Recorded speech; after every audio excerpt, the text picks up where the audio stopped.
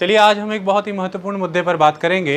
पंजाब में गवर्नर और मुख्यमंत्री के बीच एक टकराव उभर करके आया है, जिसके तहत पंजाब के गवर्नर बनवारी लाल उनके द्वारा एक प्रेस रिलीज़ निकला, जिसके तहत ये पता चला कि मुख्यमंत्री से वो संवाद स्थापित करना चाहते हैं। मतलब कि वो उनके साथ कुछ लेटर्स एक्सचेंज कर रहे हैं, पिछले कुछ समय से कुछ जानकारियाँ मांग रहे हैं, जिसके जवाब में मुख्यमंत्री ये कहते पाए गए, उनकी बाइट भी आई है और उन्होंने यह भी कहा गवर्नर को कि आपके पत्र मुझे मीडिया के वाया मिले और मैं आपको ये जवाब देता हूँ। इसे मेरा जवाब समझिए कि मेरी जवाबदेही पंजाब राज्य की 3 करोड़ जनता के प्रति है, जिसने मेरा चुनाव किया है, ना कि केंद्र के द्वारा, यानी कि केंद्र सरकार के द्वारा नियुक्त गवर्नर के प्रति। आप इसे मेरा जवाब समझिए। जिन जिन मुद्दों पर भी आपने, यानी कि गवर्नर ने ऑब्जेक्शन रेज किया है, वो सभी राज्य के मुद्दे हैं, यानी कि स्टेट लिस्ट में आते हैं, और इसके प्रति जो जवाबदेही है मेरी, वो राज्य की 3 करोड़ जनता के प्रति बनती है। ये बड़ा सवाल है, बहुत बड़ा सवाल, कई चीज़ों पर ये क्वेश्चन खड़े करता है। पहली बात तो गवर्नर ने किस कैपेसिटी में उनसे जवाब मांगा, उनसे क्वेश्चंस पूछे, उनसे इन्फॉर्मेशन मांगी। ये क्वेश्चन बनता है एक लेजिटिमेट कि किस कैपेसिटी के तहत, गवर्नर की क्या पोजीशन है यहाँ पर।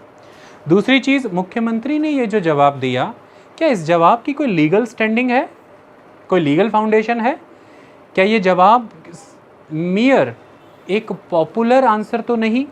क्योंकि जब हो सकता है अंदर एडमिनिस्ट्रेटिव लेवल पर लेटर्स एक्सचेंज हों या फिर कोर्ट के लेवल पर अगर कोई केस चले तो वहाँ पर जवाब बदल जाए, क्योंकि जवाब शायद पॉपुलर स्टैंडिंग तो रखता हो, जनता को तो लुभा सकता हो, लेकिन कोई लीगल या कॉन्स्टिट्यूशनल स्टैंडिंग ना रखता हो। सारा वाक्य इस मुद्दे के आसपास घूमता है। अभी हाल ही के दिन में पंजाब सरकार के द्वारा लगभग 39 प्रिंसिपल्स को सिंगापुर भेजा गया, वहाँ के एजुकेशन मॉडल को ऑब्जर्व करने के लिए, ताकि पंजाब का एजुकेशन सिस्टम और इसका मॉडल भी बेहतर किया जाए। इसको लेकर के गवर्नर ने कुछ सवाल पूछे कि जिन 39 प्रिंसिपल्स को चुना वो किस आधार पर चुनाव हुआ, उनका 39 ही प्रिंसिपल्स क्यों, और उनका किस बेस पर चुनाव हुआ, उनके रहने खाने यातायात से जुड़े प्रबंध जो भी हुए उसके तहत क्या खर्चे हुए, उसके तहत क्या कोई इश्तिहार निकाला गया था कि कौन सा वेंडर उन्हें ये सेवाएं देगा, कौन सा होटल, कौन सा लॉजिस्टिक सप्लाई, कौन सा ट्रैवल एजेंट या कौन सा ट्रांसपोर्टर उन्हें ये सर्विसेज देगा, क्या इसके रिलेटेड कोई एडवर्टीजमेंट, को टेंडर या कुछ निकाला गया। तीसरी चीज़ जो उन्होंने कही कि ये जितनी भी सारी प्रक्रिया आपने की है, क्या इस सारी प्रक्रिया के तहत कि हम ये करने जा रहे हैं, इसके रिलेटेड कोई इश्तिहार आपने लॉन्च किया जनता के बीच में, इसके बारे में आप जानकारी दीजिए। अगली उन्होंने एक नियुक्ति के ऊपर सवाल उठाए थे। उन नियुक्ति किनकी हुई, किस पद पर हुई, उधर हमें जाने की ज़रूरत नहीं, क्योंकि हम तो इसे लीगल और कॉन्स्टिट्यूशनल फ्रेमवर्क के अंडर ऑब्जर्व करने जा रहे हैं। हमारा लेक्चर कभी पॉलिटिकल नहीं रहता, political in the sense the partisan attitude. आप सब सिविल सर्विसेज एस्पिरेंट हैं और उसके नाते आप कंट्री को मेरिट्स के बेसिस पर रन करेंगे, और ये समझना बहुत ज़रूरी हो जाता है कि किसी भी स्टेटमेंट के पीछे क्या कॉन्स्टिट्यूशनल या लीगल सब्सटेंस है और क्या नहीं है, उसके तहत ये खबर हमारे लिए महत्वपूर्ण बनती है। तो उस नियुक्ति पर गवर्नर ने सवाल उठाए कि जिनको इस पद पर नियुक्त किया गया है उन पर अगवा करने के और इस तरह के कुछ और मामले भी चल रहे हैं, इसके विषय में मुख्यमंत्री जानकारी दें। उसके कॉन्टेक्स्ट में पंजाब के मुख्यमंत्री भगवंत मान ये जवाब देते पाए गए कि मैं 3 करोड़ जनता के प्रति जवाबदेह हूँ, ना कि केंद्र के द्वारा नियुक्त किए गए एक गवर्नर के प्रति। इस कॉन्टेक्स्ट में हमें सारी बात समझनी है कि क्या मुख्यमंत्री ये कह सकते हैं, क्या उन्हें जवाब देना पड़ेगा, वो बाउंड है। अगर नहीं देना पड़ेगा तो किस आधार पर मांगा गवर्नर ने जवाब, और अगर देना पड़ेगा तो मुख्यमंत्री कब तक बच सकते हैं इस सिचुएशन से, और अगर बचते रहे तो गवर्नर के पास ऑप्शंस क्या बचते हैं फिर इसको लेकर के, ये सिचुएशन आगे किस मैनर में प्रोसीड हो सकती है, ये सारी चीज़ों को हमें समझना होगा। बहुत कुछ जानेंगे, सीखेंगे आप ओवरऑल एक कॉन्स्टिट्यूशनल आस्पेक्ट। और एक महत्वपूर्ण वर्ड, कुछ दिन पहले हमारे एक स्टूडेंट ने सवाल किया कि सर क्या इसे कॉन्स्टिट्यूशनल मशीनरी का ब्रेकडाउन हो गया है, ऐसा आधार नहीं माना जा सकता है? तो कॉन्स्टिट्यूशनल मशीनरी क्या है, उसका ब्रेकडाउन क्या है, उससे जुड़े हुए प्रबंध क्या हैं संविधान के अंदर, कैसे राज्य की व्यवस्था चलती है, गवर्नर की भूमिका क्या है, मुख्यमंत्री कैसे महत्वपूर्ण है और कहाँ कहाँ पर वो गवर्नर के साथ जुड़े हुए हैं, ये सारी चीज़ें हम समझेंगे आज के इस टॉपिक के आसपास। हमने पॉलिटी के लेक्चर में पॉलिटी के हिसाब से चीज़ें पढ़ाई हैं। आपको एक बात हमेशा समझनी है, आप पॉलिटी की जब अच्छे से नॉलेज गेन कर रहे हैं with all the practical examples, आप उसे पढ़ें। उसके बाद इस तरह की होने वाली डेवलपमेंट से आप अपनी उस नॉलेज को एसोसिएट किया करें और ऑब्जर्व किया करें कि आपकी वो नॉलेज ग्रास रूट लेवल पर कैसे आपके शख्सियत को, आपके व्यक्तित्व को औरों से भिन्न करके भारत के निर्माण में सजग भूमिका निभाती है। मतलब कि कंट्रीब्यूशन आप देते हैं जो कि वेल कंसीडर्ड होता है, मेरिटोरियस होता है और कंट्री को एक राइट डायरेक्शन में ले जाने के लिए होता है। इसलिए आप पढ़ाई करते हैं। स्टडी का पर्पज़ यही है। एक ऑफिसर क्यों पढ़ता है, उसका रीज़न यही है क्योंकि हम एक कंट्री के रूप में, एक नेशन और एक स्टेट के रूप में ऑर्गेनाइज्ड मैनर में चलते हैं। हमें ऑर्गेनाइज करने के लिए ये जो ऑर्गेनाइजेशन दी गई है, ये कॉन्स्टिट्यूशन के द्वारा दी गई है, हमें उसके प्रोसीजर्स को फॉलो करना है, उसके द्वारा दी गई इंस्टीट्यूशंस को, उस स्ट्रक्चर को फॉलो करना है जो उसने दिया है। और हम वो तब तक नहीं कर सकते यदि हमें उसकी जानकारी नहीं है, और दूसरा उसकी जानकारी को हम अलग अलग सिचुएशंस में सेटल करके नहीं देख पाते कि कैसे चलना है, क्या समस्याएं आई हैं, इसका सोल्यूशन कहाँ है, चुनौतियाँ क्या हैं, इसका समाधान कहाँ है। ओके, चलते हैं। गवर्नर ने अपने लेटर में आर्टिकल 167 का हवाला दिया था कि आर्टिकल 167 के तहत मैं जो भी जानकारी मांगूं आप मुझे वो जानकारी देने के लिए बाध्य हैं। आप मने मुख्यमंत्री। हम आर्टिकल 167 से ही इस चीज़ की शुरुआत करते हैं। चलिए चीज़ों को समझते हैं। आर्टिकल 167 क्या कहता है, किस कहाँ पर है आर्टिकल? आर्टिकल का मतलब क्या? देखिए, आर्टिकल का माने अनुच्छेद। आर्टिकल कहाँ है? It is in the constitution of India. Constitution of India. आज काफ़ी आर्टिकल्स हैं, लेकिन आप सरल करने के लिए इतना समझ लीजिए 395 आर्टिकल्स का हमारा constitution, the constitution of India. Article 1 से लेकर के 395 तक उसमें आर्टिकल्स एग्जिस्ट कर रहे हैं। ओके, अलग अलग आर्टिकल हैं जो अलग अलग इंस्टीट्यूशंस, अलग अलग फंक्शन, स्ट्रक्चर, पावर और पर्पसेस पर बात करते हैं। सभी चीज़ें डिस्कस हो जाती हैं आर्टिकल्स के दायरे के अंदर। इन्हीं आर्टिकल से मिलने वाली शक्तियों के आधार पर विधानसभाओं में, संसदों में कानून बनते हैं। जुडिशरी अपना काम करती है, एग्जीक्यूटिव अपने फंक्शन करती है। तो आर्टिकल्स ओवरऑल हर चीज़ को कवर कर ही लेते हैं। उसमें से एक आर्टिकल 167 है कॉन्स्टिट्यूशन के अंदर। वो किसकी बात करता है? देखिए, so article 167 associated with the duties of chief minister as respects the furnishing of information to governor etcetera. तो ये चीफ मिनिस्टर की ड्यूटीज़ से एसोसिएटेड बात करता है। वो ड्यूटीज़ जो कि चीफ मिनिस्टर को निभानी है गवर्नर को जानकारियाँ उपलब्ध कराने के लिए, इंफॉर्मेशन फर्निश करने के लिए। यहाँ पर मैं बहुत क्लियरली कहना चाहता हूँ, मैं आपको अभी word to word constituent assembly की डिबेट दिखाऊंगा इस आर्टिकल को लेकर के। ओरिजिनल डिबेट उस समय में, ये ड्राफ्ट कॉन्स्टिट्यूशन के अंदर ये कौन सा आर्टिकल था मैं वो भी बताऊंगा, और आज के बने हुए कॉन्स्टिट्यूशन के अंदर ये कौन सा आर्टिकल है वो तो आप जानते हैं, 167। उस समय में डॉक्टर भीमराव अम्बेडकर का क्या कहना था और कॉन्स्टिट्यूशन बनाने वाली ड्राफ्टिंग कमेटी के बाकी मेंबरों का इस आर्टिकल के पे क्या कहना था, ये आपको मैं स्पष्ट करके दिखाऊंगा। हम कॉन्स्टिट्यूएंट असेंबली की डिबेट को रीड करेंगे आपके सामने। मेन एस्पेक्ट ये है कि आर्टिकल 167 ड्यूटीज़ के बारे में बात करता है, चीफ मिनिस्टर के राइट्स के बारे में नहीं। ये बात आप अपने दिमाग में क्लियर कर लीजिए। ये ड्यूटीज़ के बारे में बात करता है, राइट्स के बारे में नहीं। और आर्टिकल अपने आप में कंप्लीट है। ये ना तो मुख्यमंत्री को अधिक शक्तियाँ दे रहा है ना गवर्नर को। आम जनमानस में हमेशा ये होड़ लगी रहती है इस विवाद की कि कौन ज़्यादा ताकतवर है, मुख्यमंत्री या गवर्नर। राज्य ऐसे नहीं चलता, देश ऐसे नहीं चलता कि कौन ज़्यादा ताकतवर है, क्योंकि देश किसी को ताकतवर बनाने के लिए यहाँ नहीं बैठा है। देश का कर्तव्य है प्रत्येक नागरिक को सशक्त बनाना, एम्पावर करना। किसी एक को दूसरे से ज़्यादा पावरफुल बनाना, ऐसे कॉन्सेप्ट से राज्य नहीं चलते। ये बात आप अपने दिमाग में फिट कर ले हमेशा के लिए। ये हमारी लेमैन लैंग्वेज होती है कि who is more powerful. Everybody is relevant, everybody is relevant. सेना में डाक व्यवस्था के तहत जो व्यक्ति डाक ला रहा है, that person is also relevant for the whole system of defence. तो कौन ज़्यादा पावरफुल है, कौन ज़्यादा नहीं, ऐसे नहीं होता।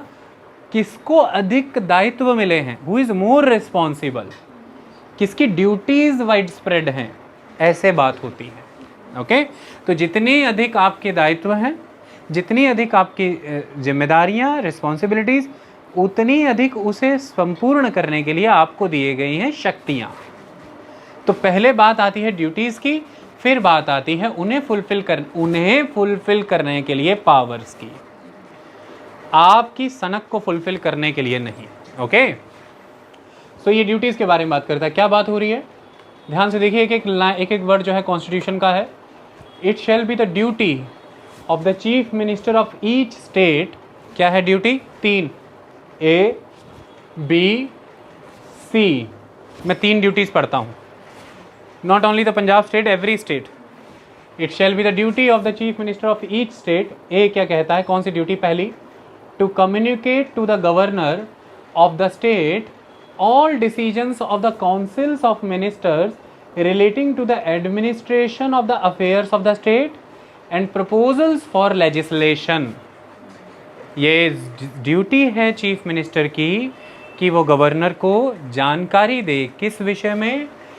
जो स्टेट है उसके जितने भी एडमिनिस्ट्रेटिव अफेयर्स हैं उनसे जुड़ी हुई हर जानकारी वो गवर्नर को उपलब्ध कराए।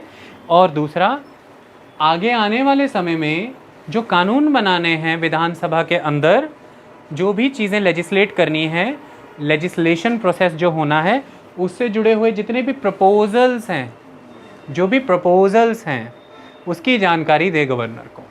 Second, B, to furnish such information relating to the administration of the affairs of the state and proposal for legislation as the governor may call for.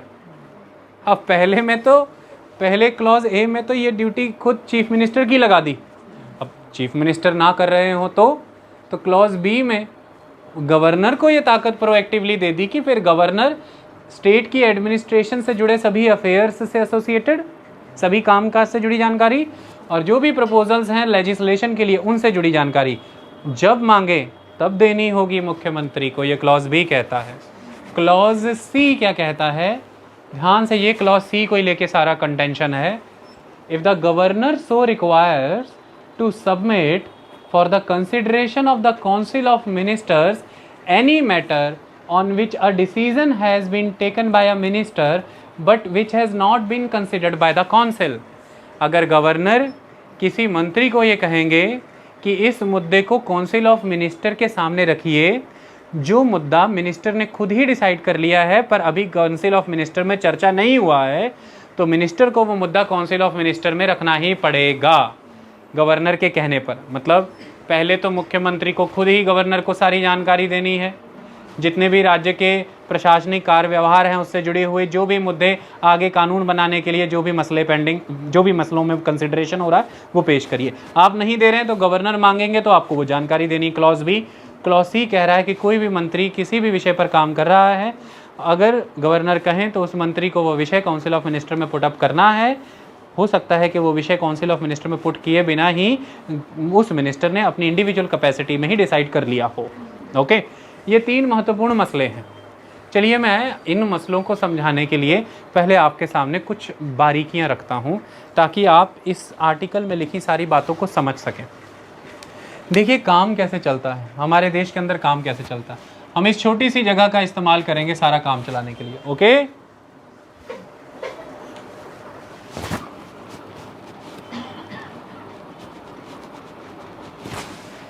देखिए एक समय हुआ करता था जब पृथ्वी पर राजघराने हुआ करते थे। राजा जो रूलर हुआ करते थे उनके बारे में एक वर्ड यूज होता है निरंकुश।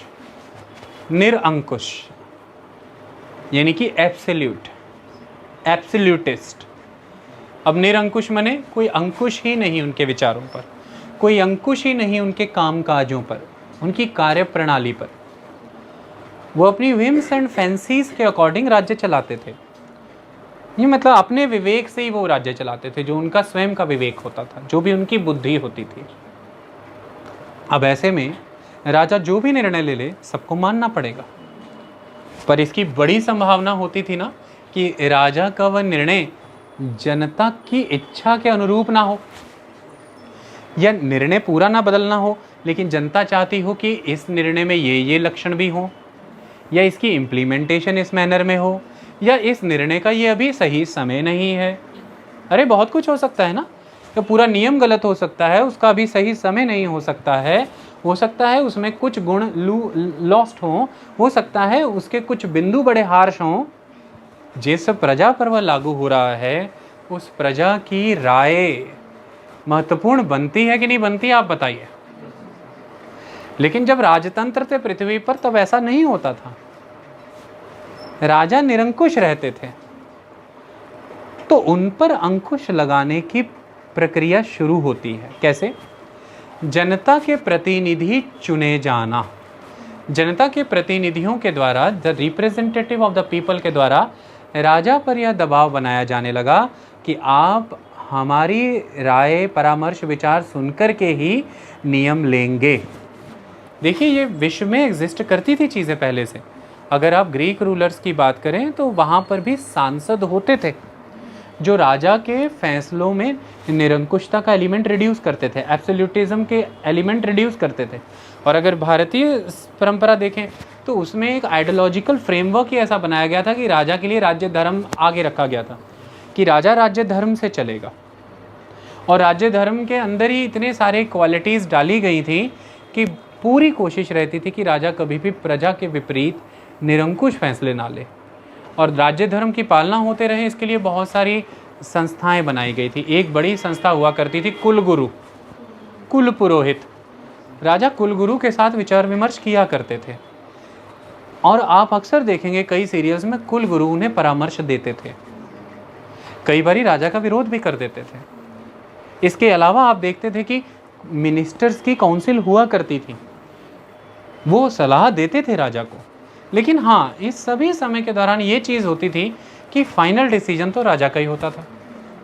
आप राजा को सलाह दे सकते, एडवाइस कर सकते हैं, राजा के डिसीजन को मॉडरेट बना सकते हैं, कुछ भी कर सकते हैं, बट राजा का फाइनल डिसीजन राजा ही का होता था। मतलब वो चाहे, अगर उसकी विल है तो वो अपने विचारों को आपके विचारों से टेम्पर कर ले, ना चाहे तो वो जिस तरह से सोच रहा है वैसे ही आगे बढ़े। इसलिए आप इसे लोकतंत्र नहीं कह सकते। आप ये नहीं कह सकते कि लोगों की इच्छाओं का मान पूरी तरह रखा जाएगा। लेकिन हाँ, ऐसे एपिसोड्स हैं कि राजा गद्दी से उतारे जाते थे और नए राजा नियुक्त किए जाते थे, ऐसी चीज़ें हैं। बट जब हम 13th सेंचुरी में आते हैं और हम बात करते हैं आज के ब्रिटेन की, तो वहाँ पर एक शासक थे किंग जॉन। किंग जॉन के, ये लगभग 1205-6 के आसपास की बात है, उनके फैसलों का विरोध करना शुरू किया जनता के प्रतिनिधियों ने, द बैरन्स। जब ये करना शुरू हुआ तो किंग जॉन के द्वारा जनता की राय को स्थान देने के लिए जनता को कुछ अधिकार दिए। इसे Magna carta of the rights कहते हैं। आप एक तरह से फंडामेंटल राइट्स की शुरुआत यहीं से मान लीजिए। ओके, यहाँ से प्रक्रियाएं आगे बढ़ती गई और धीरे धीरे ब्रिटेन में संस्था खड़ी हुई। राजा के सामने एक संस्था खड़ी हुई, द बॉडी ऑफ लेजिस्लेटर्स। कौन है वो लोग? जनता के प्रतिनिधि, जो राजा के सन्मुख जनता के विचार रखेंगे। धीरे धीरे जनता के प्रतिनिधियों की ये संस्था राजा से भी बड़ी हो गई, जिसे आप पार्लियामेंट की तरह देखने लगे। और एक समय में राजा यहाँ पर एक नॉमिनल पोजीशन हो गया, डी फैक्टो पोजीशन नहीं होने लगा। यानी कि वो एक तरह से आप कह लें कि जो भी फैसले पार्लियामेंट के हैं उसको स्वीकृति ही देगा, क्योंकि वो जनता का फैसला है, लेकिन कोई बड़ी शक्तियाँ नहीं रखने लगा कि वो उन फैसलों को पलट दे या अपनी इच्छा से राज्य चला ले। जनता के प्रतिनिधि बड़े हुए, पार्लियामेंट ज़्यादा बड़ी हो गई, और इसे आप लोगों का तंत्र, लोकतंत्र मानते हैं, जिसमें कानून बनाने वाले लोग लोगों से ही आए हैं, उन लोगों में से ही आए हैं। कानून उन लोगों ही के लिए बन रहा है, उन लोगों के द्वारा बन रहा है। ये डेमोक्रेसी का एक कॉन्सेप्ट आपके सामने निकल के आया। अब ऐसे में कामकाज चलता कैसे, उसमें एक छोटा सा तथ्य, मैं भारत का उदाहरण लेता हूँ। देखिए, आप हर 5-5 वर्ष पर चुनाव में वोट डालते हैं, और हम यहाँ पर एग्जाम्पल पार्लियामेंट का लेकर के चलते हैं, ठीक है। तो आपने हर 5-5 वर्ष पर वोट डाला, उसके तहत आप अपने रिप्रेजेंटेटिव्स को चुनते हैं। रिप्रेजेंटेटिव इंडिपेंडेंट भी चुनाव लड़ सकते हैं या अलग अलग पार्टी से हो सकते हैं। इनमें से जिस भी किसी पार्टी के रिप्रेजेंटेटिव मेजॉरिटी में चुन करके आते हैं लोकसभा के अंदर, पार्लियामेंट में 2 हाउसेज हैं, lower house Lok Sabha, upper house Rajya Sabha. Lok Sabha सीधे ही नाम से पता चल रहा है कि उसमें वो जो कैंडिडेट हैं वो लोगों के द्वारा सीधे चुने गए हैं। तो जिस भी किसी पार्टी के कैंडिडेट मेजॉरिटी में आ जाते हैं लोकसभा के अंदर, वो पार्टी या वो कोलिशन, कई पार्टियां मिलकर के आपस में कोलिशन बना लेती हैं, गठबंधन, वो पार्टी या वो कोलिशन के पास मौका आता है कि वो सरकार बनाने का दावा रखें। इसमें सपोज कीजिए कि बीजेपी और कांग्रेस दो पार्टियां चुनाव लड़ रही हैं, आम आदमी पार्टी भी, और सपोज कीजिए कि बीजेपी के पास मेजॉरिटी सीट्स आ गई। मेजॉरिटी सीट्स, देखिए सबसे ज़्यादा सीट्स और मेजॉरिटी सीट वर्ड में फ़र्क है। आप सबसे ज़्यादा सीट वाली बात नहीं करेंगे। सबसे ज़्यादा सीट्स का मतलब यहाँ पर यह है कि प्रेसिडेंट उस पार्टी को इनवाइट करेंगे सरकार बनाने का दावा रखने के लिए जिसके पास सबसे ज़्यादा सीट्स हैं, लेकिन सरकार उसी पार्टी की बनेगी जिसके पास मेजॉरिटी सीट्स हैं। इन दो लाइनों में हमेशा फ़र्क करिएगा। और मेजॉरिटी सीट्स को आप सिंपली ऐसा मान कर चलिए, मैं एग्जैक्ट फिगर्स नहीं ले रहा हूँ इस समय, ईजी करने के लिए, कि लोकसभा 500 मेंबरों की है, तो 250 अगर मैं दोनों हिस्से में करता हूँ तो ये दोनों बराबर है, इक्वल, लेकिन जिसमें एक अधिक हो जाएगा वो मेजॉरिटी हो जाएगा, दूसरा माइनॉरिटी। तो अगर किसी पार्टी के पास 251 सीट्स आती हैं तो वो पार्टी मेजॉरिटी सीट्स हैं, तो वो पार्टी ही सरकार बनाएगी या वो कोलिशन ही सरकार बनाएगा। लेकिन ऐसा हो सकता है कि किसी भी पार्टी को मेजॉरिटी नहीं आई, तो उसमें से एक पार्टी जिसे 200 सीटें आई हैं, बाकी किसी को 180, किसी को 160 आई हैं, प्रेसिडेंट उस पार्टी को इनवाइट करेंगे कि आप सरकार बनाइए। आई बात समझ में? लेकिन सरकार तब बनेगी जब मेजॉरिटी होगी। इस बात को आप दिमाग में फिट कर लीजिएगा। तो मेजॉरिटी सीट्स प्राप्त करने वाली पार्टी सरकार बनाने का दावा रखती है, वह सरकार बना लेती है। अब ध्यान से समझिए, मैं जब सरकार वर्ड यूज़ करता हूँ तो मैं किस टर्म की बात करता हूँ। सरकार वर्ड का सीधा सीधा मतलब एग्जीक्यूटिव है। गवर्नमेंट को 3 हिस्सों में बांटा गया है सुचारू रूप से कार्य करने के लिए। जैसे राजा की शक्तियों पर अंकुश लगाने के लिए जनता के नुमाइंदे, जनता के प्रतिनिधि चुने जाने जरूरी थे, जनता की वॉइस रखनी जरूरी थी। ऐसे ये भी तो जरूरी था मेरे बच्चों कि जनता के प्रतिनिधि कहीं आपस में गुटबंदी करके नए राजा ना बन जाए। कहीं जनता के प्रतिनिधि भी जनता ही के विचारों को अगर नहीं आगे बढ़ा रहे तो क्या होगा। तो उन पर उनकी भी शक्तियों को संतुलित करना जरूरी था, उनकी भी पावर्स को बैलेंस करना जरूरी था, उनको भी मॉडरेट करना जरूरी था। इसलिए शक्तियों का विभाजन होता है, separation of power. Separation of power, Montesquieu की इसमें बड़ी भूमिका है। Okay, the person who was फ्रांसीसी।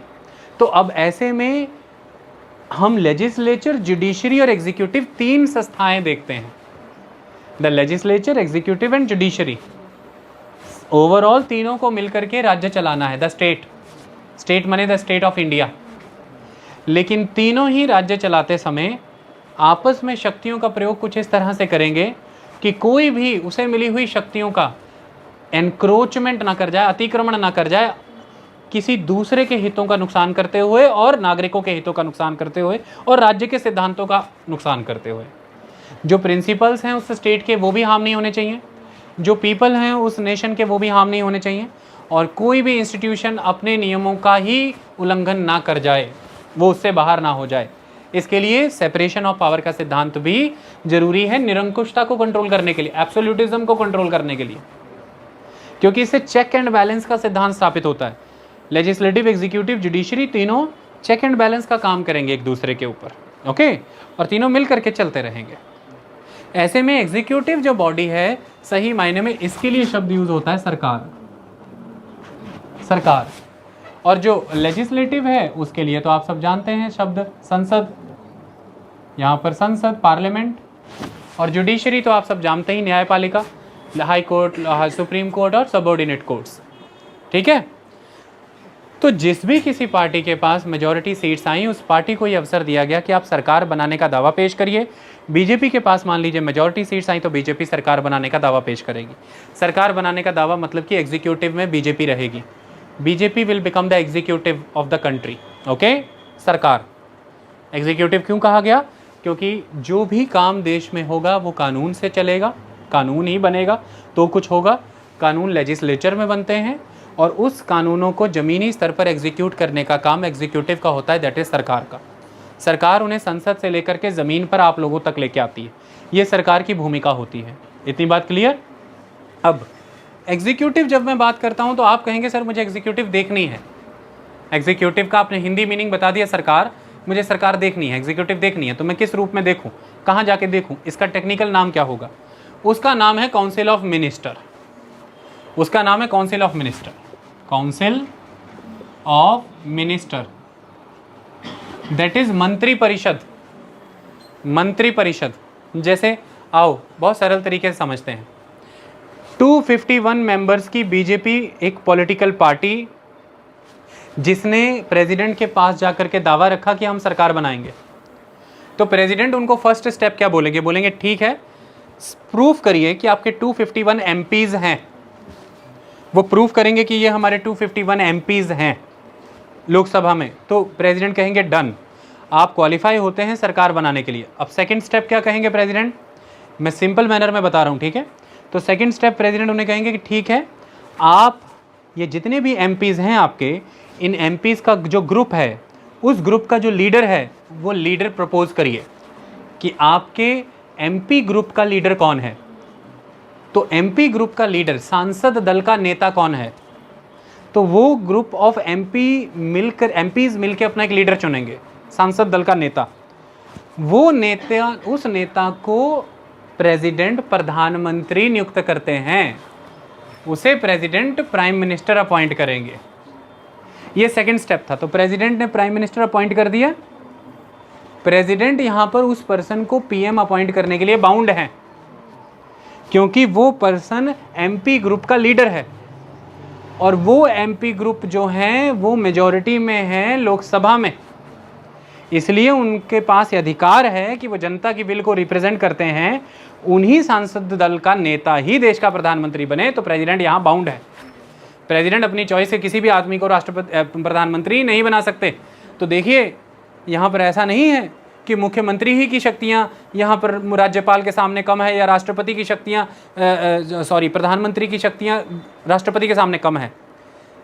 यहाँ पर कई बार आपको महसूस होगा कि राष्ट्रपति की भी शक्तियाँ प्रधानमंत्री के सामने कम है, और राज्यपाल की शक्तियाँ भी मुख्यमंत्री के सामने कम है। तो शक्ति कम ज़्यादा से देश नहीं चलता, किसके क्या रोल हैं, ड्यूटीज़ हैं, रिस्पॉन्सिबिलिटीज़ हैं, कॉन्स्टिट्यूशन उस सेंस में बनाया गया है।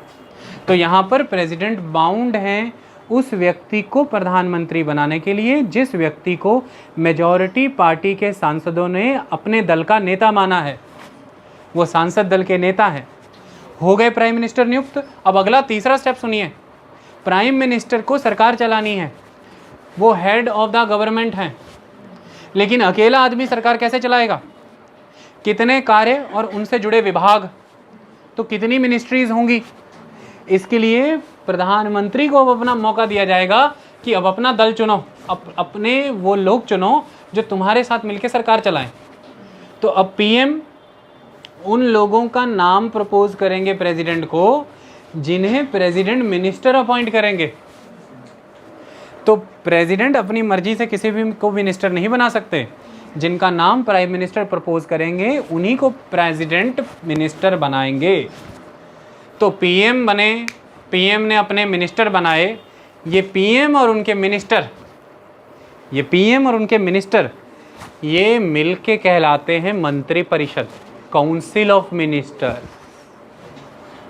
लेकिन अब यहां पर एक बात समझनी जरूरी थी, वो क्या?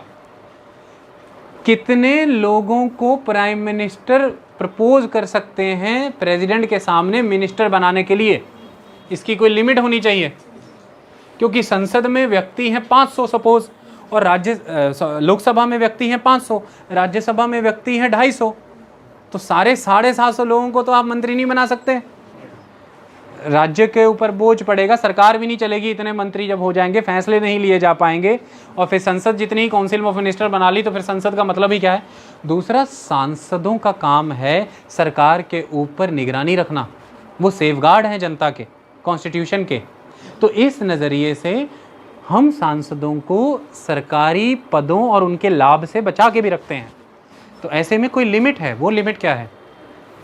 प्राइम मिनिस्टर लोकसभा की स्ट्रेंथ का 15% लोगों को ही मिनिस्टर बनने के लिए प्रपोज कर सकते हैं। तो सपोज लोकसभा की स्ट्रेंथ है 500, तो 15% कितना हुआ 500 का? 75। तो 75 लोग ही आगे फर्दर मिनिस्टर बन सकते हैं, इससे ज़्यादा नहीं।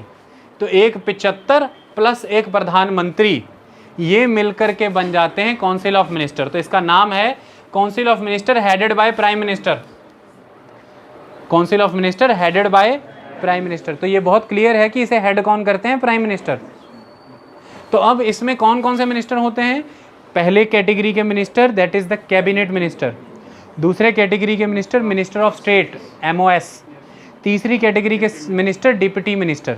तो 3 कैटेगरी के मिनिस्टर होते हैं, cabinet minister, minister of state और डिप्टी मिनिस्टर। सारे मिलके 75, एक प्रधानमंत्री 76 लोगों की काउंसिल ऑफ मिनिस्टर, इसे ही आप कहते हैं सरकार। आगे इस एग्जीक्यूटिव में ढेर एडमिनिस्ट्रेटिव लोग भी आ जाएंगे, वो प्रशासन हो जाएगा फिर बहुत बड़ा। अभी के लिए आप एग्जीक्यूटिव को इतना ही मान के चलिए। तो अब आप देखिए, बीजेपी के चुने हुए सारे MP तो मंत्री नहीं बने।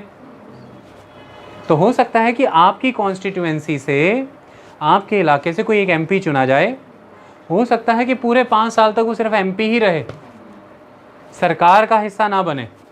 लेकिन हो सकता है कि आपके एरिया से एक MP चुने गए और उन्होंने लॉ मिनिस्टर की शपथ ले ली, वो MP कम मिनिस्टर भी हुए, वो मंत्री भी हुए। ओके, तो आप कई लोगों के नेम प्लेट बाहर देखते होंगे, मेंबर पार्लियामेंट रहते रहते वो कैबिनेट मिनिस्टर भी रहे, लिखा होता है एक्स कैबिनेट मिनिस्टर। ओके, तो पहले इस बात का भेद खत्म करिए कि एक सांसद होता है और फिर वह सांसद मंत्री भी हो सकता है, या कई बार ऐसा हो सकता है कोई सांसद कभी मंत्री बना ही नहीं, इसमें कोई प्रॉब्लम नहीं है, बहुत से MPs नहीं बन पाते। ओके, इतनी बात क्लियर। तो ये जो सांसद है बीजेपी का ही, पर ये सरकार का हिस्सा नहीं है। इसका पूरा अधिकार बनता है, प्लस इसकी ड्यूटी भी बनती है कि ये अपनी ही पार्टी की सरकार से, अब देखो लाइन कितनी बदल गई, अपनी ही पार्टी की सरकार से, पार्टी एक चीज़ होती है, सरकार एक चीज़ होती है, कि ये अपनी ही पार्टी की सरकार से संसद में सवाल पूछे।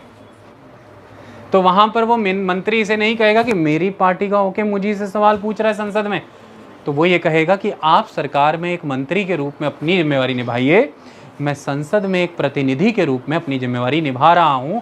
ये बात अलग है, हम दोनों एक ही पार्टी से हैं, पर क्यों हैं? आप सरकार में होकर के देश की सेवा करने के लिए, मैं संसद में होकर के देश की सेवा करने के लिए हूँ, ना कि एक दूसरे का साथ समर्थन करने के लिए। That's all, it is very clear principle. Okay, तो ऐसे में अब हम इस सिस्टम को रेप्लिकेट कर देते हैं स्टेट पे, सब कुछ वही। स्टेट में PM की जगह नेम हो गया CM, स्टेट में MP की जगह नाम हो गया MLA, member legislative assembly. Legislative assembly माने, लेजिस्लेटिव माने विधान, असेंबली माने सभा। और स्टेट में प्रेसिडेंट की जगह हो गए गवर्नर, राज्यपाल, सब कुछ वैसे ही। तो मुख्यमंत्री की नियुक्ति कौन करता है? गवर्नर। लेकिन क्या गवर्नर अपनी इच्छा से किसी को भी मुख्यमंत्री चुन ले? ना, गवर्नर उसी को मुख्यमंत्री चुनेंगे जिस पार्टी या जिस कोलिशन को मेजॉरिटी मिली है विधानसभा में, लोअर हाउस, और उस मुख्यमंत्री के ही प्रपोज्ड नेम्स को गवर्नर आगे मिनिस्टर बनाएंगे। और इसकी संख्या भी राज्यों में 15% of the total strength of the Vidhan Sabha ही रहेगी। जैसे केंद्र में सिर्फ दिल्ली जो यूनियन टेरिटरी है वहाँ पर 10% of the total strength of the house होती है, बाकी राज्यों में 15% है। इतनी बात समझ में आ गई? 117 सदस्यों का इस समय पंजाब का विधानसभा है, उसका 15% आप कर लेना, उतनी काउंसिल ऑफ मिनिस्टर होगी। तो आम आदमी पार्टी के सभी विधायक यानी कि सभी MLA तो सरकार में नहीं है, तो वो सरकार से सवाल कर सकते हैं, कोई इशू नहीं है, जबकि वो सेम पार्टी के ही MLA हैं। और सरकार को यानी कि उन सभी मंत्रियों को जो मंत्री होने के साथ साथ विधायक हैं, उन्हें संसद में आकर के उनके सवालों के जवाब देने पड़ेंगे। इतनी बात समझ में आई? चलिए, इतनी तो बात हमने समझ ली। आप यहाँ से समझे क्या? आपने यहाँ से एक जादू समझा। वो जादू क्या है? हमारे देश में सरकार के जन्म लेने का एक तरीका है। सरकार के जन्म लेने का तरीका क्या है? आप लोग, जनता कभी भी सीधे सरकार नहीं चुन सकती, कभी भी नहीं। हमारे मुल्क में सरकार जनता नहीं चुनती। ये पॉपुलर वर्डिंग है, लेकिन ये करेक्ट नहीं है। आप लोग सिर्फ और सिर्फ अपने प्रतिनिधि चुनते हैं, आप लोग अपने रिप्रेजेंटेटिव चुनते हैं। वो रिप्रेजेंटेटिव जिस पार्टी के मेजॉरिटी में एग्जिस्ट करते हैं, उनमें से एक व्यक्ति प्रधानमंत्री, और फिर वो प्रधानमंत्री के प्रपोज नेम मंत्री बन करके एक सरकार चुनी जाती है। तो सरकार यहाँ पर बने काउंसिल ऑफ मिनिस्टर, बने एग्जीक्यूटिव। सही मायने में उसके पद पर बैठे प्रत्येक व्यक्ति को केंद्र में प्रेसिडेंट और राज्य में गवर्नर ही नियुक्त कर रहा है, गवर्नर ही चुन रहा है। इसके लिए वर्ड है चूजेज, वही चुन रहे हैं, आप अपने प्रतिनिधि चुन रहे हैं। तो देखिए कैसे जादुई तरीके से जन्म हुआ मुख्यमंत्री और उनकी काउंसिल ऑफ मिनिस्टर का। जनता ने वोट डाला, विधानसभा में उनको मेजॉरिटी आई, और राज्यपाल के द्वारा नियुक्ति से एक काउंसिल ऑफ मिनिस्टर एग्जिस्टेंस में आ गई।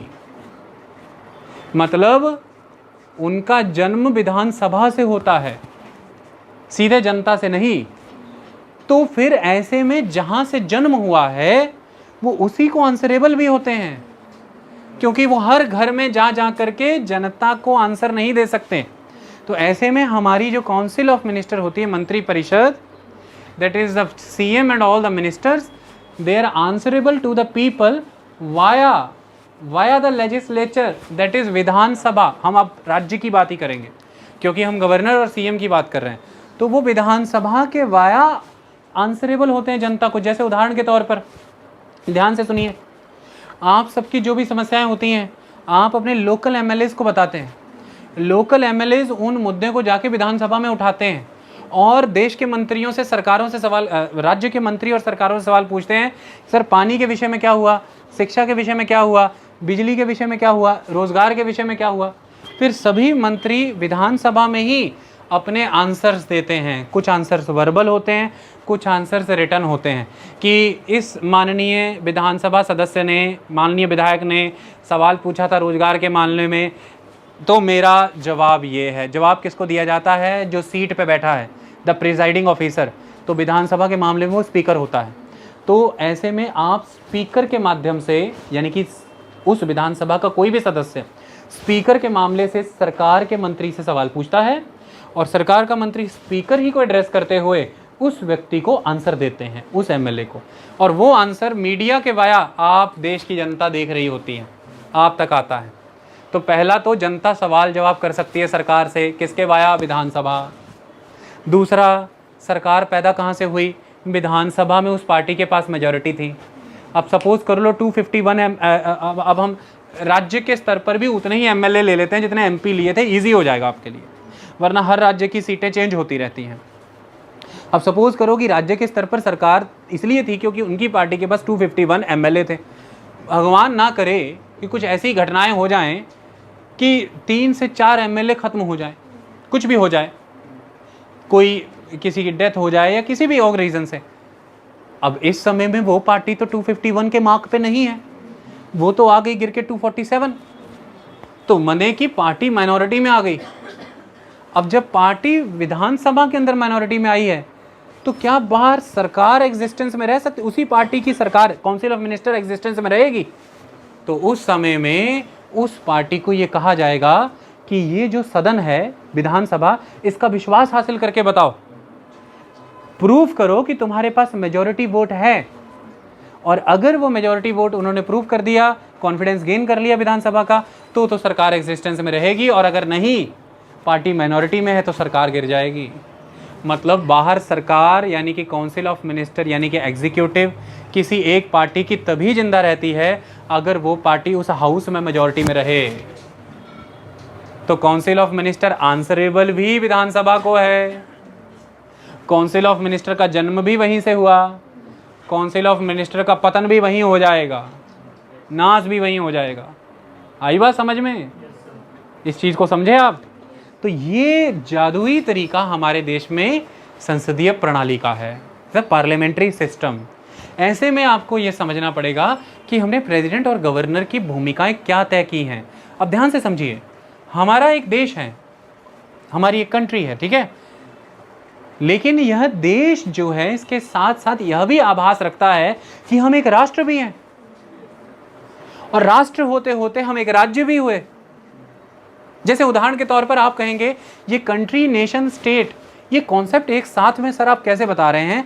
यहीं पे आपको प्रेसिडेंट और गवर्नर की रोल समझ में आएंगे कि वो किस आधार पर हमारे कॉन्स्टिट्यूशन मेकर, ड्राफ्टिंग कमेटी के चेयरमैन डॉक्टर भीमराव अंबेडकर और बाकी सदस्यों ने ये आर्टिकल 167 कॉन्स्टिट्यूशन में रखा। क्यों रखा? देखो ध्यान से समझो। सपोज कीजिए कि आपका यह शरीर पूरा शरीर है। ये पूरा शरीर आप इमेजिन करिए कि एक देश है। ये पूरा शरीर एक देश है। Your whole body is a country, एक वतन, एक मुल्क है। ओके, एक कंट्री।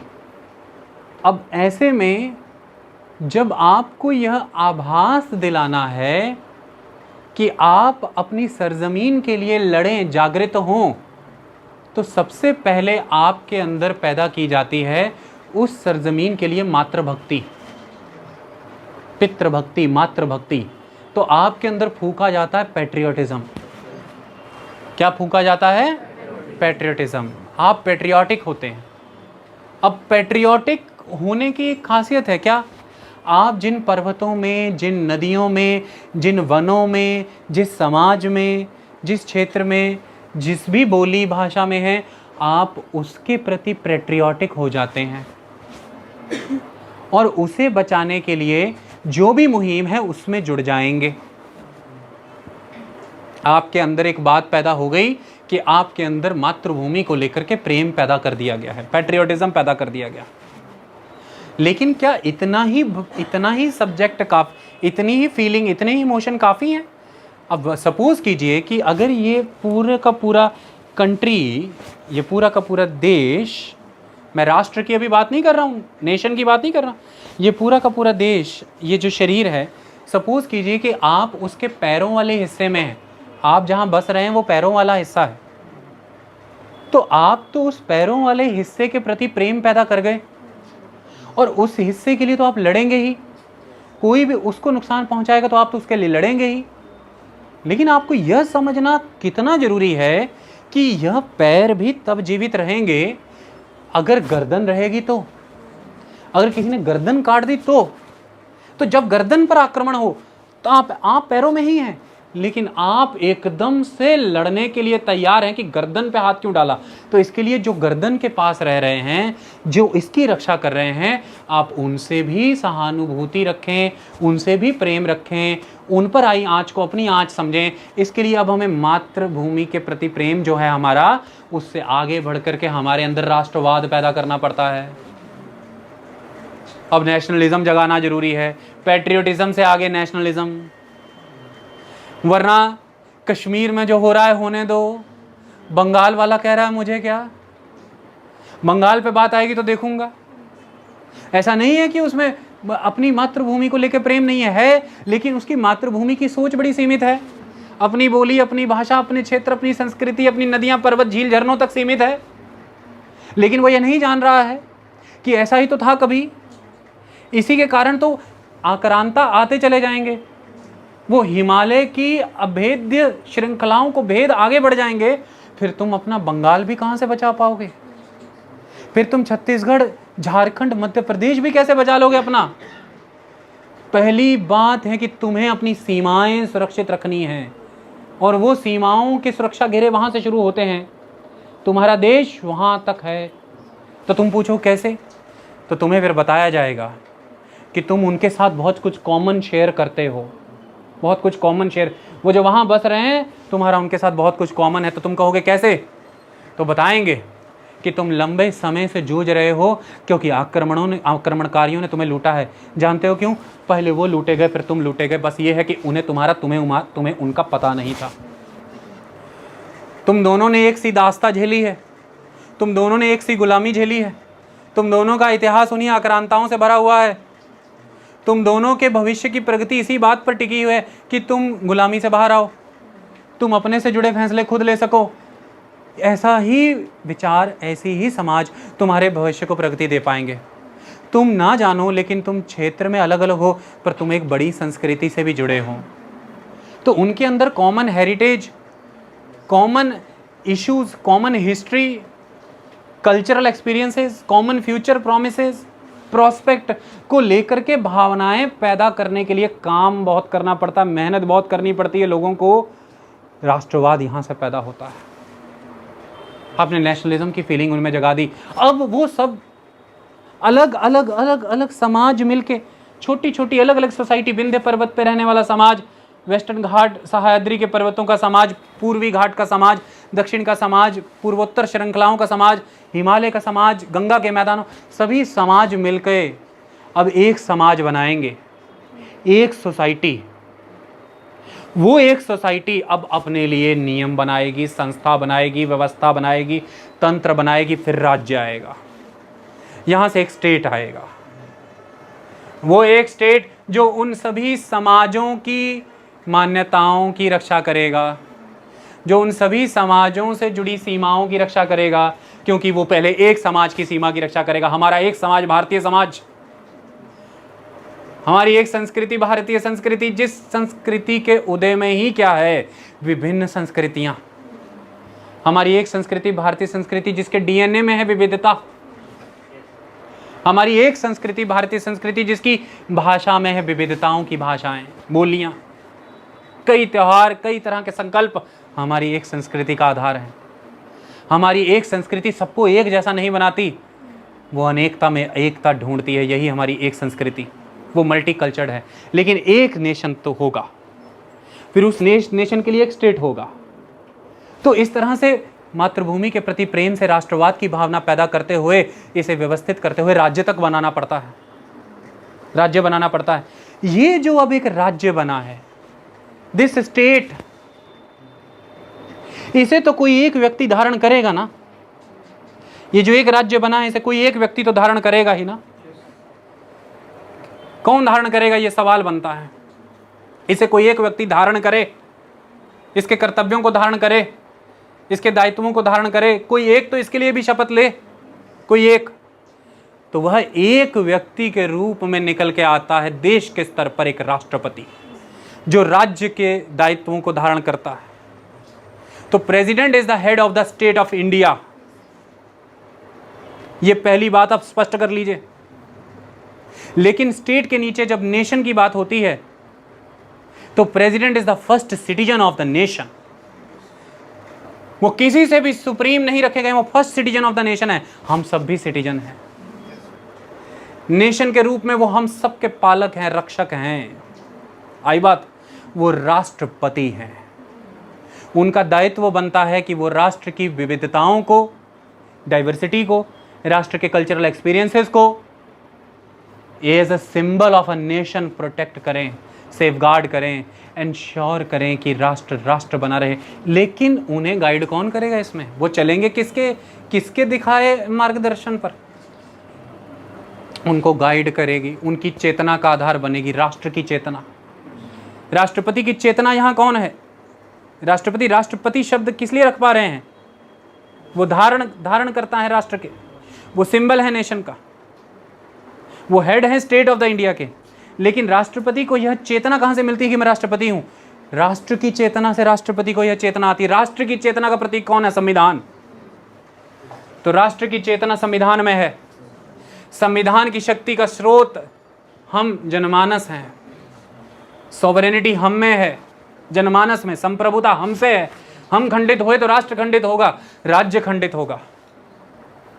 हम ही हैं। हमारी चेतना हमारे संविधान में रिफ्लेक्ट होती है। हमारी चेतना को प्राप्त होकर के चेतन हुए कुछ लोगों ने एक सभा बनाई, जिसे नाम कहते हैं संविधान सभा। हमने अपनी अपनी मतों का दान किया उन्हें, हमने अपनी अपनी चेतना उन्हें दी कि जाइए चेतन हो जाइए और एक सभा बनाइए, वो संविधान सभा। उन्होंने वह संविधान सभा बना करके एक संविधान निर्मित किया। एक कॉन्स्टिट्यूएंट असेंबली ने एक कॉन्स्टिट्यूशन बनाया। 26 नवंबर 1949 को उस पर इस कॉन्स्टिट्यूएंट असेंबली संविधान सभा ने साइन किए और 26 जनवरी 1950 को वो देश की जनता को मिल गया। देश की जनता की चेतना देश की जनता के सामने अक्षरों के रूप में उभर आई। देश की जनता ने अपनी चेतना को देखा और स्वीकारा, संविधान लागू कराया स्वयं पर। इसे कहते हैं संविधान लागू हो जाना। और उस दिन से हम सब अपनी चेतना से, अपनी मत से, अपने ही नियमों से चलने लगे। गणों का राज्य बना, गणराज्य हुआ। हम गणराज्य हुए, हम रिपब्लिक हुए। और इस रिपब्लिक में कोई भी राष्ट्रपति हो सकता है, कोई भी हो सकता है। एलिजिबिलिटी पूरी करिए, मतलब एक व्यक्ति भी, कोई हेरिडिटी, कोई एंसेस्ट्री, कोई राजघराना ही राष्ट्रपति नहीं है। आप देश के नागरिक ही राष्ट्रपति बनेंगे। और समय समय पर आपको संविधान की चेतना, जिसमें सारे राष्ट्र की चेतना है, वो गाइड करती रहेगी। इसलिए किसी भी समय में कोई भी पॉलिटिकल पार्टी मेजॉरिटी में चुन करके आए, ये एंश्योर होना जरूरी है कि उस समय में एग्जिस्ट कर रहे लोगों की विल को रिप्रेजेंट करने के साथ साथ ये जो राष्ट्र एग्जिस्टेंस में आया, जिसने खुद को एक राज्य के रूप में फिर स्थापित किया, एक व्यवस्था दी, the laws and the policies and the institutions, इस सरकार के सभी उठाए कदम जनता की इस समय की इच्छा के साथ साथ राष्ट्र और राज्य, नेशन और स्टेट के जो मूलभूत विचार हैं, प्रक्रिया है, प्रणाली है, उसको भी कंफर्म करें।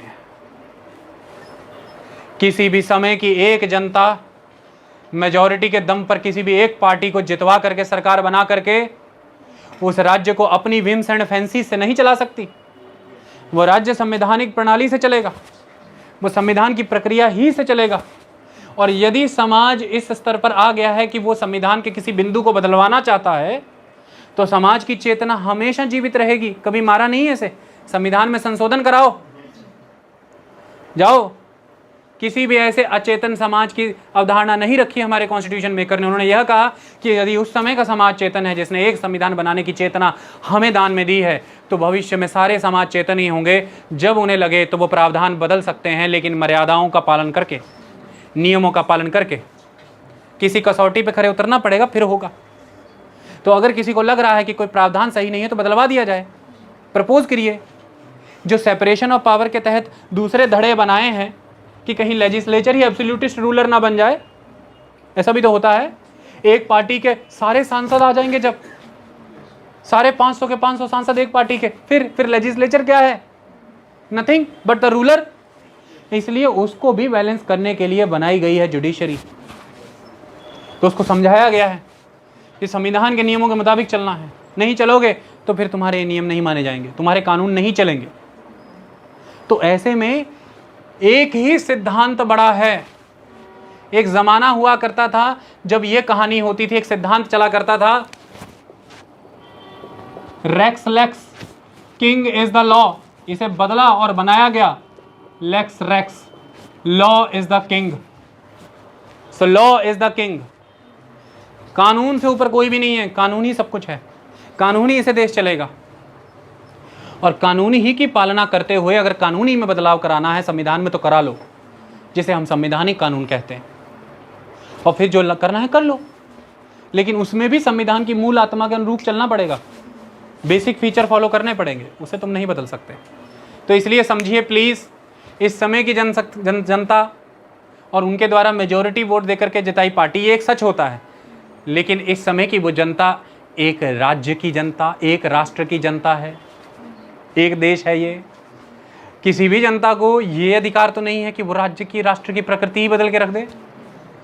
नियमों के मुताबिक चलना होगा, मर्यादाओं के मुताबिक। अगर मेजॉरिटी से जीती हुई सभी सरकारों को सभी निर्णय लेने की बात दे दी, तो माइनॉरिटीज कैसे सरवाइव करेंगी? मुझे बताइए। Who will care about the minorities? और एक ऐसा राज्य क्या होगा जिसके पास कोई प्रोविजन ही नहीं माइनॉरिटी को प्रोटेक्ट करने के, कोई सेफगार्ड ही नहीं है। तो मेजॉरिटी से चल रही वो जनता से चुनी हुई सरकार तो माइनॉरिटी को सेफगार्ड देने वाले सारे प्रोविजन अल्टर करके रख देगी। फिर बैठ जाओ, फिर कर लेना मजे। तो इस वजह से पहले एक सत्य को माना कि भाई ये जो राज्य बना है भारत, इसे धारण कौन करेगा? तो राष्ट्रपति, हेड ऑफ द स्टेट। अब राष्ट्रपति हर जगह खुद तो नहीं जा सकता, तो राष्ट्रपति ने अपने नुमाइंदे नियुक्त किए हैं पूरे भारत भर के अलग अलग यूनिट्स में। यूनिट्स माने राज्यों में, वो हैं राज्यपाल। वो राष्ट्रपति, ये राज्यपाल राष्ट्रपति ही से शक्तियां प्राप्त कर, राष्ट्रपति ही से नियुक्ति लेकर के, राष्ट्रपति ही के तौर पर वहां राज्य के पालक के रूप में है। वो आई बात समझ में? लेकिन एक बात आप याद रखिएगा, इसमें राज्यपाल की संस्था को बड़ा माना गया है। राज्यपाल से जुड़े अधिकार संविधान में सीधे गिवन है। आई बात समझ में?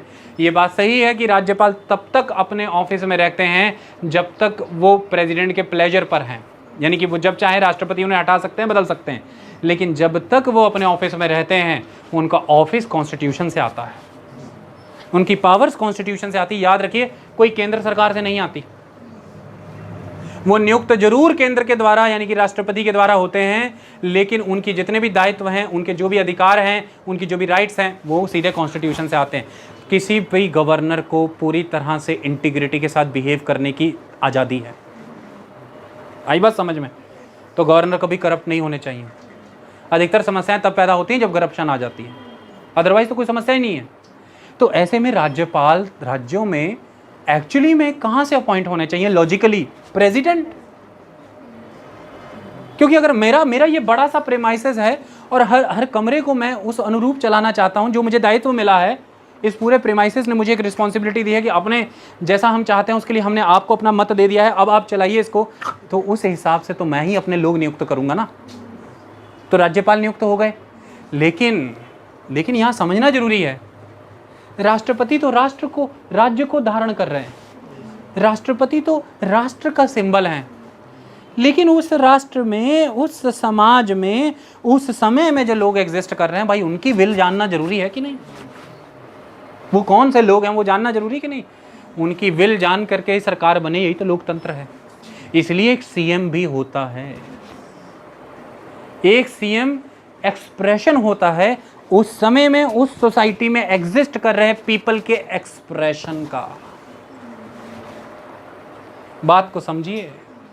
समाज एक एंटिटी है, समाज एक इंस्टीट्यूशन है, लेकिन उस समाज, टीचर एक इंस्टीट्यूशन है, टीचर एक एंटिटी है, लेकिन इस समय में टीचर कौन है? हरप्रीत सिंह बसरा। कल कोई और होगा, परसों कोई और होगा।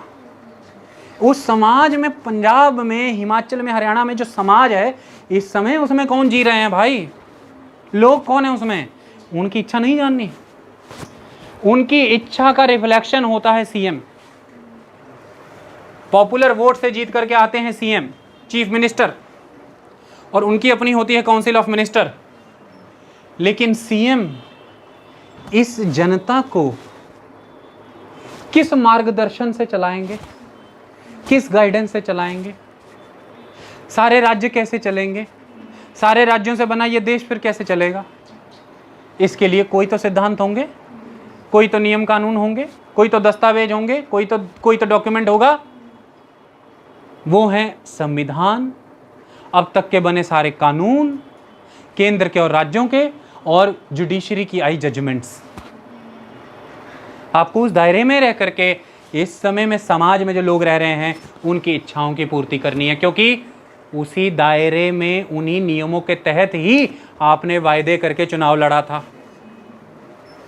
आपके चुनाव का बिंदु ये नहीं रहा था, आपके मैनिफेस्टो में ये कहीं मेंशन नहीं था कि अगर हम चुनाव जीते तो हम गवर्नरशिप एंड कर देंगे।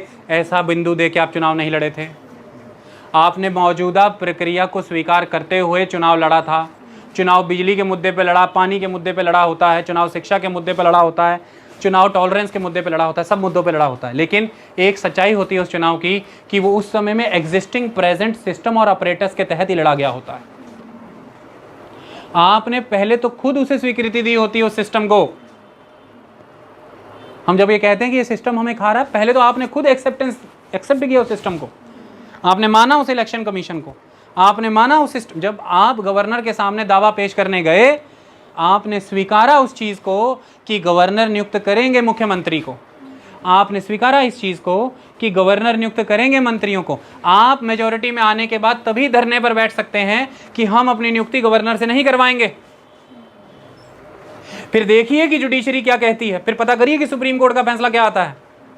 आप ये तभी कह सकते हैं कि मैं अपने मंत्री गवर्नर को प्रपोज करके उनके द्वारा नियुक्त नहीं कराऊंगा। उस समय में ओथ लेना, ऑफिस की ओथ लेना, इस बात को पुख्ता करता है कि आप प्रेजेंट सिस्टम से कंफर्म्ड हैं। कोई भी व्यक्ति हमारे भारत की इस राजनीतिक प्रणाली में कोई भी दायित्व निभाने के लिए तभी एलिजिबल होता है जब वो ओथ ग्रहण करता है उस ऑफिस की शपथ। वो शपथ का मतलब ही होता है कि वो संविधान के प्रति अपना दायित्व निभाएगा, उसे अक्षुण्ण रखेगा, अखंड रखेगा। लेकिन फिर सत्ता में आ जाने के बाद अब अच्छा देखिए, स्वयं है ना, मैं इसे माँ कह के ही इसका पुत्र बना, अब बन गया तो मासी कह रहा हूं, ये क्या है?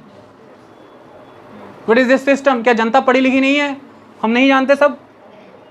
इतने कमजोर हम मस्तिष्क से हो चुके हैं। वो समाज जिसने अपनी चेतना दान में दी और संविधान बना, ये तो इस समाज को अब सोचना चाहिए कि एक बार के समाज ने तो दान में दे दी थी अपनी चेतना, उस चेतना को जिंदा रखने के लिए भी तो हर समय उसे तरुण बनाए रखने के लिए अपनी चेतना देनी होगी, वरना उसमें जीवन कहां से रहेगा? आप उसे रेजुविनेट ही नहीं कर पा रहे। फिर तो उस चेतना पे कोई भी अपनी चेतना थोप के कह देगा कि यही राष्ट्र की चेतना है, बल्कि वो सत्य नहीं है। ये कन्फ्लिक्ट आज जो सोसाइटी में इतने ज्यादा हो रहे हैं डिफरेंट इंस्टीट्यूशंस में, उसका कारण अचेतन समाज है। उसका कारण कभी भी drafting committee doctor Bhimrao Ambedkar कभी भी नहीं है। उनके प्रोविजन तो इतने सीमलेस हैं कि कोई प्रॉब्लम आ ही नहीं सकती। उसका प्रॉब्लम हम सब है। कोई कुछ भी स्टेटमेंट जारी कर रहा है, हमें समझ में नहीं आ रहा है कि क्या कहना है उसको। पत्रकार समझ ही नहीं रहे हैं जवाब क्या देना है, काउंटर क्वेश्चन क्या पूछना है। राज्य का कंसेप्ट क्लियर नहीं, राष्ट्र क्या है पता नहीं, देश में अंतर क्या होता है, राज्य में क्या अंतर होता है पता ही नहीं। विश्व भर में अपनी मातृभूमि के प्रति प्रेम लेकर के जुदा पर्वतों में जाकर के बसना है, इस इच्छा को लेकर के एक राष्ट्र धरती भर में घूमता रहा, एक नेशन जिसे यहूदी कहते हैं, लेकिन स्टेट बना वो 1948 में।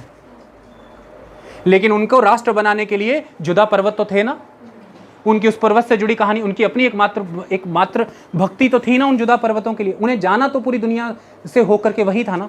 वो बार बार यही कहते थे ना कि हमें अपने मदरलैंड में जाना है। वो अमेरिका में बसे हुए थे, क्या वहां रुके? जब ये कह दिया गया फर्स्ट वर्ल्ड वॉर के बाद कि अब आप लोग अपने मुल्क, तो वो सारे के सारे वहां की नागरिकताओं को त्याग वहां चले गए कि नहीं? पूरी दुनिया में भटके वो एक राष्ट्र के रूप में, एक नेशन के रूप में, लेकिन स्टेट मिला उन्हें 1948 में। कितनी लंबी कहानी है ये। आज स्कूल कॉलेज युवाओं में कितनों को पता है कंट्री, नेशन और स्टेट का अंतर क्या होता है?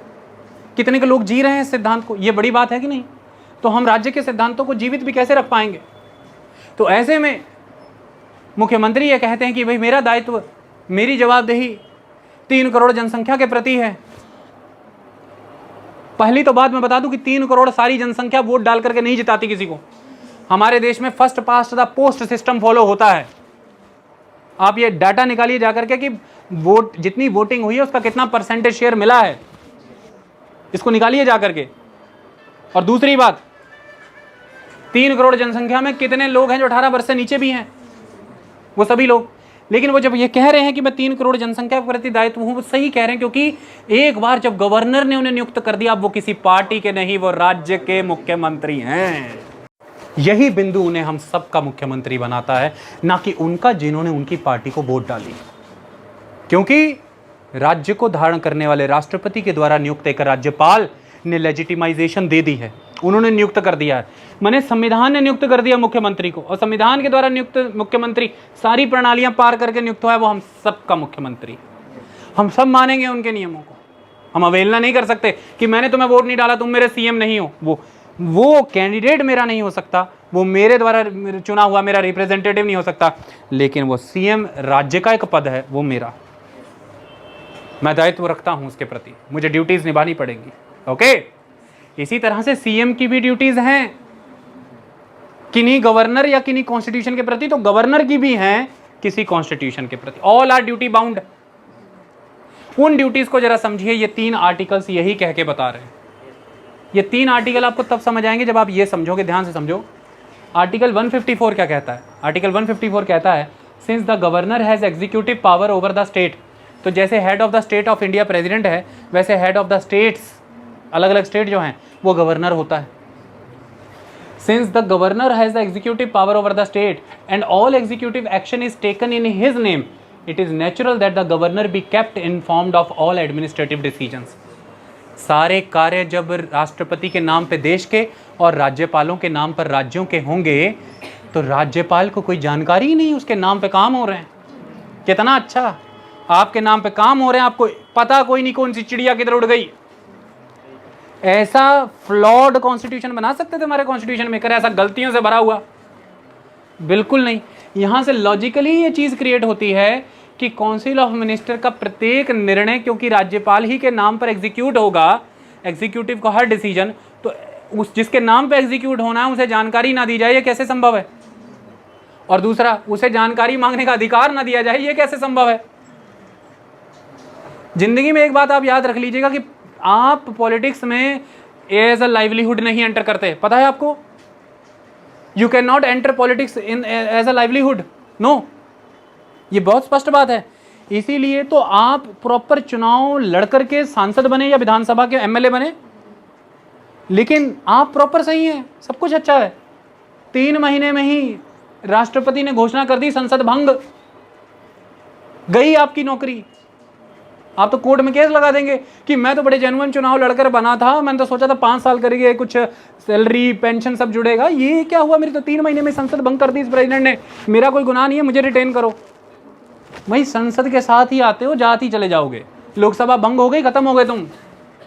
लेकिन अदरवाइज कोई जॉब आपने ज्वाइन की हो तो किसी और के कारण से आपको निकाल देंगे, निकाल देंगे। वो रिक्रूटमेंट होती हैं, वो जॉब होती हैं। यहाँ आप प्रतिनिधि होते हैं, आप संसद के सांसद, विधायिका के विधायक होते हैं। भाई ये कोई इंडिविजुअल जॉब नहीं है, it is not a livelihood. ये तो समाज को सुचारू ढंग से चलाने के लिए आप अपना योगदान देने आए। हाँ, उस योगदान के लिए आप निष्पक्षता से काम करें, इसलिए आपका एक रेम्यूनरेशन डिसाइड किया जाता है, वो अलग बात है। और हर 5-5 साल पर आपको चुन करके आना होगा। ये भी नहीं कि एक बार ज्वाइन हो गए तो 25 साल रिटायरमेंट पे रिटायर होंगे ना, इसको लाइवलीहुड मत मानिए, इट्स अ डिफरेंट मैटर। आई बात समझ में? तो ऐसे में आप आए किस लिए हैं सत्ता में? राज्य को सुचारू ढंग से चलाने के लिए। गवर्नर एग्जिस्टेंस में क्यों आया? राज्य को सुचारू ढंग से चलाने के लिए। तो राज्य को सुचारू ढंग से चलाने के लिए तो ये जरूरी है कि ट्रांसपेरेंसी हो, अकाउंटेबिलिटी हो।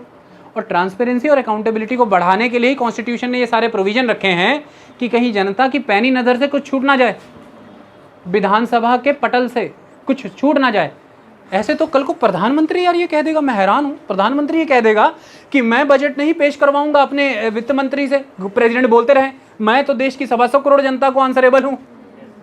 कॉन्स्टिट्यूशन क्लियरली कहता है कि ये प्रेसिडेंट की रिस्पॉन्सिबिलिटी है कि वो लेट डाउन कराएं बजट हर साल। मतलब आप इस लाइन को अगर देखें तो ये कोई लड़ाई या तड़खी वाली लाइन थोड़ी ना है। तो प्राइम मिनिस्टर ये कहें कि भाइयों बहनों मैं 125 करोड़ जनसंख्या को आंसरेबल हूँ, बजट मैं लाल किले में ही पेश कर दूंगा। कंट्रोलर एंड ऑडिटर जनरल की रिपोर्ट सीधी प्रेसिडेंट को जाती है और प्रेसिडेंट उसे संसद में पेश कराते हैं। लिंग्विस्टिक ऑफिसर की रिपोर्ट सीधी उन्हें जाती है, पब्लिक अकाउंट्स कमेटी की रिपोर्ट वो पेश करवाते हैं। मतलब ऐसे तो फिर हर चीज़ को चुनौती दे देते हैं, फिर ख़त्म कर दो। मतलब ये तो कहानी ख़त्म हो गई कि हम पॉपुलर इलेक्शन जीत करके आए हैं, अब हम जनता को आंसरेबल हैं। कोई राष्ट्रपति जो चुनाव लड़ करके आया है तो मैं उसको जवाब नहीं दूंगा, क्योंकि राष्ट्रपति को तो केंद्र सरकार नियुक्त नहीं करती, वो तो चुनाव जीत करके आते हैं। तो ऐसे में अब ये कौन तय करे कि जो जनता से चुनाव जीत करके आया है या जो इनडायरेक्ट इलेक्शंस के बाद चुन करके आया, who is more important? Constitution is more important, उसके मुताबिक चलना है हमें। आई बात समझ में? ये कहानी है। तो कुल मिलाकर के अगर आप टेक्निकली चलें तो ये सारे आर्टिकल डिसफंक्शनल हो जाएंगे अगर इस आर्टिकल में हम जान नहीं डालेंगे, तो ये डिसफंक्शनल हो जाएंगे। तो कॉन्स्टिट्यूएंट असेंबली की डिबेट में अंबेडकर कहते पाए गए हैं कि by the didn't of these articles it is but legitimate कि ये आर्टिकल एग्जिस्टेंस में आएगा ही आएगा, वो उसका आना बनता ही है, वरना ये आर्टिकल यूजलेस हैं फिर सारे। Article 163, the governor must act with the assistance and advice of the council of minister and not a single minister. जब आर्टिकल 163 कहता है कि governor council of minister headed by chief minister की advice से चलेंगे, तो फिर गवर्नर के पास क्लॉज सी के तहत ये ताकत नहीं होनी चाहिए कि जो मिनिस्टर है वो अपने द्वारा किया गया कोई भी कार्य काउंसिल ऑफ मिनिस्टर में सबमिट करे। ये पॉसिबिलिटी हो सकती है ना कि वो मिनिस्टर का अकेले का कोई फैसला हो, पूरी विधान परिषद का ना हो।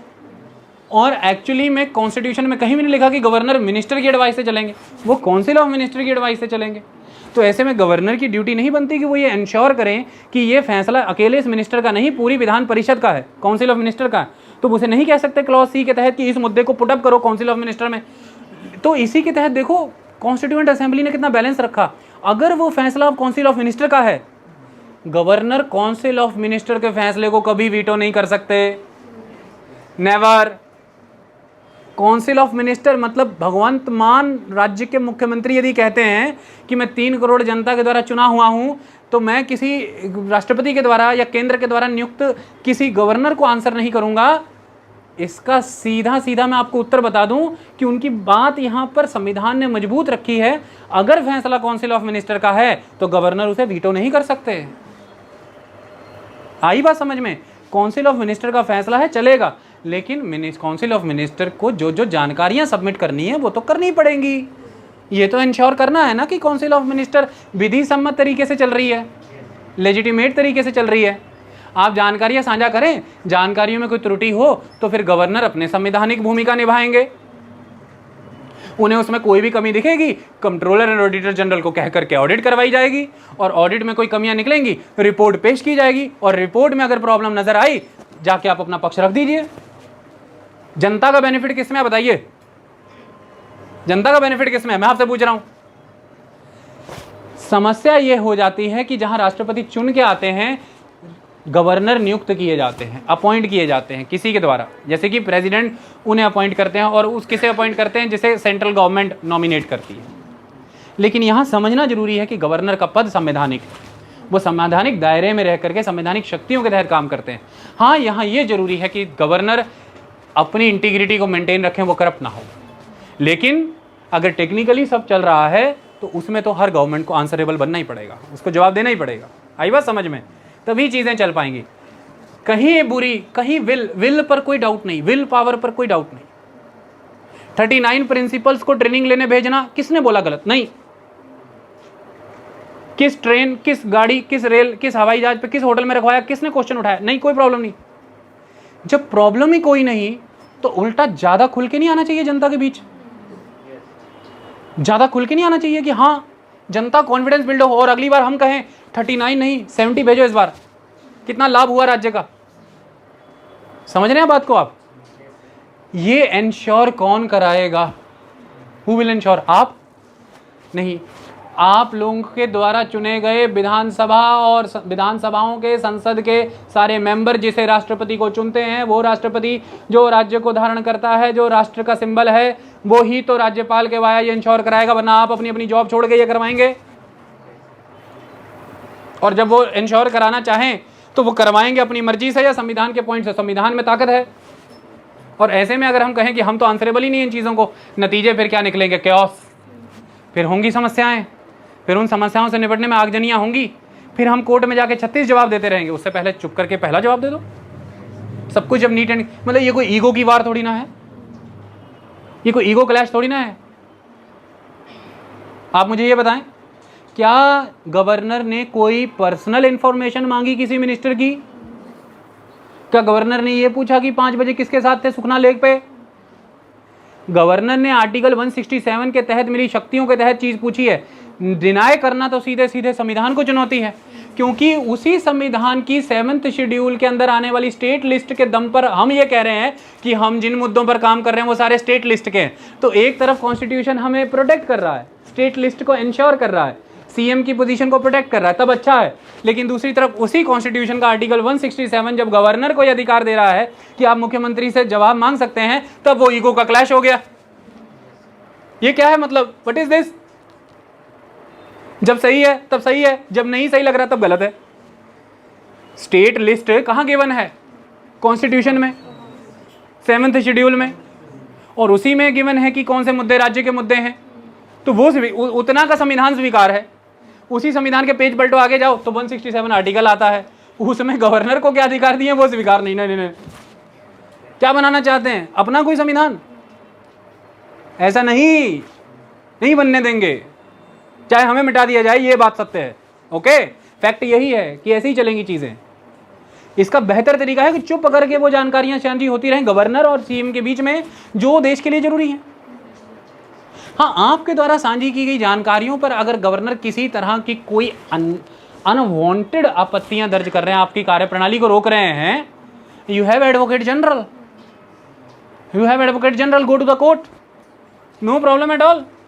कोर्ट जाइए, कोर्ट हिदायत दे देगा, खत्म कहानी। तो ये अगला article 164, the council of ministers responsibility to the legislative assembly is collective. जो काउंसिल ऑफ मिनिस्टर है, उसके एक मिनिस्टर ने विधानसभा में कोई बिल रखा, वो गवर्नमेंट बिल होता है, विधानसभा में बिल ही पास नहीं हुआ, फेल हो गया। Can you imagine? Council of minister सत्ता में इसलिए थी क्योंकि उनके पास विधानसभा में मेजॉरिटी थी, और मेजॉरिटी है तो इसका लेजिटिमेट, इसका नेचुरल मीनिंग ये बनता है कि बिल भी पास होगा, क्योंकि जिसके पास मेजॉरिटी उसके बिल भी तो पास होंगे। बिल पेश किया मंत्री ने, बिल फेल हो गया। बिल फेल हो जाने का मतलब सरकार फेल होना होता है। मतलब अब आप सिर्फ ये नहीं कह सकते कि इस मंत्री को हमने निकाल दिया, ओके ओके सब ठीक, बाय बाय बाय, एंजॉय, कल मिलेंगे। ना ना ना ना, मंत्री पूरी की पूरी मंत्री परिषद को रिप्रेजेंट करता है। आई बात समझ में? एक मंत्री का वहां पर विधानसभा में गिरना सारी मंत्री परिषद का गिरना होता है, क्योंकि जो भी प्रपोजल वहां पर विधानसभा में आया है वो इंडिविजुअल मिनिस्टर का नहीं है, वो काउंसिल ऑफ मिनिस्टर का प्रपोजल होता है। और ये एंश्योर करना काउंसिल ऑफ मिनिस्टर की रिस्पॉन्सिबिलिटी है कि प्रपोजल अगर आया तो फिर पास हो। समझ में आई बात? ये कहानी है सारी। तो ऐसे में जब इतनी बड़ी चीज एसोसिएटेड है काउंसिल ऑफ मिनिस्टर से कि एक मिनिस्टर के द्वारा विधानसभा में जो किया जाएगा पूरी काउंसिल ऑफ मिनिस्टर को प्रभावित करेगी, तो ये काउंसिल ऑफ मिनिस्टर की नियुक्ति तो गवर्नर ने की थी। तो गवर्नर फिर ये इंश्योर करेंगे नहीं कि वो एक मिनिस्टर क्या प्रपोज करने जा रहा है एज अ लेजिस्लेशन विधानसभा के अंदर, तो वो ये फिर कहेंगे नहीं कि प्रपोजल फॉर लेजिस्लेशन भेजो भाई देखें, और फिर वो ये इंश्योर नहीं करेंगे कि क्या आपने इसे काउंसिल ऑफ मिनिस्टर में पुटअप कर दिया है। अगर वो ये कहते हैं कि काउंसिल ऑफ मिनिस्टर में पुटअप कर दिया है, देखिए सारी काउंसिल ऑफ मिनिस्टर का जवाब और गवर्नर के सामने आ गए, तो गवर्नर कहेंगे it's fine, then go ahead, it's fine, enjoy, बाद में मैं देख लूंगा। फिर गवर्नर वीटो कर सकते हैं विधानसभा के फैसले पे, काउंसिल ऑफ मिनिस्टर के नहीं, विधानसभा। तो यहाँ पर एक मुख्यमंत्री का यह कहना कि मैं राज्य की 3 करोड़ जनसंख्या को आंसरेबल हूँ, केंद्र के द्वारा नियुक्त गवर्नर को नहीं, तो आप जरा ध्यान से समझिए, आप देश की 3 करोड़ जनता को आंसरेबल कहाँ हैं? विधानसभा में। आप कहाँ हैं आंसरेबल? विधानसभा में। विधानसभा किसका पार्ट है? स्टेट लेजिस्लेचर, और स्टेट लेजिस्लेचर इनकम्प्लीट है विदाउट गवर्नर। स्टेट लेजिस्लेचर होती है विधानसभा प्लस गवर्नर, और अगर वो 2 सदनी है बाइकैमरल, तो विधानसभा plus Vidhan Parishad plus governor. अब पंजाब में जो स्टेट लेजिस्लेटिव असेंबली है वो सिंगल है, यूनिकैमरल है, यानी कि ओनली विधानसभा। तो फिर देश की पंजाब की अगर जनता को भी आंसरेबल है तो फिर विधानसभा के वाया ही होंगे, तो उसके वाया भी तो फिर गवर्नर वहां भी तो आ रहे हैं। गवर्नर प्लस विधानसभा से ही तो स्टेट लेजिस्लेचर बनती है। विधायिका कैसे बनती है? वहां भी राज्यपाल हैं। तो वहां पर कोई भी बिल जो पास होगा मैंडेटरी है कि उसे गवर्नर का असेंट मिले। गवर्नर के असेंट के बिना वो गजट में दर्ज नहीं होगा, और जब तक वो गजट में दर्ज नहीं होगा वो कानून नहीं कहलाएगा। समझ में आई? तो how can we bypass the governor? Even governor can use the veto power at that stage. Governor cannot use the veto against the council of minister, but governor can use the veto power in context of a legislative person। जब वो legislative power में खड़े हैं, यानी कि जब bill pass होकर के उनके पास जाएगा तब वो वीटोज यूज करते हैं अपनी अलग अलग, और उनकी वीटो पावर प्रेसिडेंट से ज्यादा होती है। मैं आपको बता दूं, ये बात आप याद रखना हमेशा। आई बात समझ में? तो इस तरह से तो ये तो पूरी मशीनरी ही फेल हो जाएगा ऐसा अगर चलेगा, तो ये सारी मशीनरी के फेल हो जाने जैसा हो जाएगा। तो ये पॉपुलर स्टेटमेंट होती हैं, रियलिटी में लीगली इनमें कोई सब्सटेंस नहीं होता।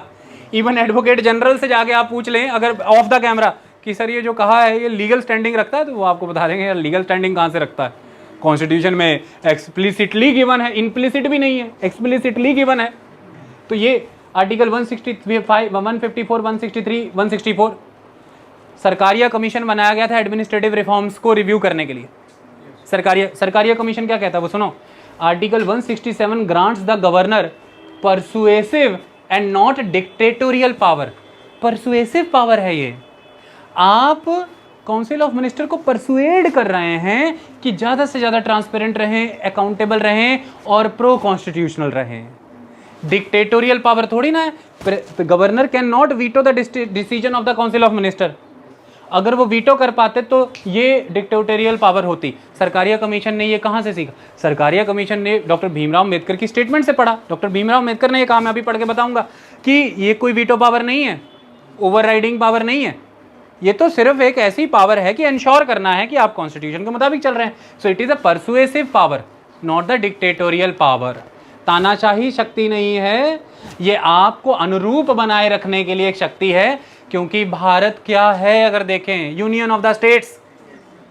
स्टेट्स ही अगर फाइनेंशियल क्रेडिबिलिटीज फॉलो नहीं करेंगे, स्टेट्स ही अगर कॉन्स्टिट्यूशन के प्रोविजन फॉलो नहीं करेंगे, स्टेट की मशीनरी अगर कॉन्स्टिट्यूशन के अकॉर्डिंग नहीं चलेंगी, एक एक स्टेट करके सारे अपने अपने मैनर में चलेंगे, भारत क्या है फिर? What is the collective India? India is nothing but the union of the states. So सारी ग्राउंड ही स्टेटों में है, सारा कामकाज ही स्टेटों में है। इसलिए इंडियन कॉन्स्टिट्यूशन फेडरेशन के रिलेशंस को जब देखता है, सेंटर एंड द स्टेट्स, तो वो प्रो कैनेडियन है।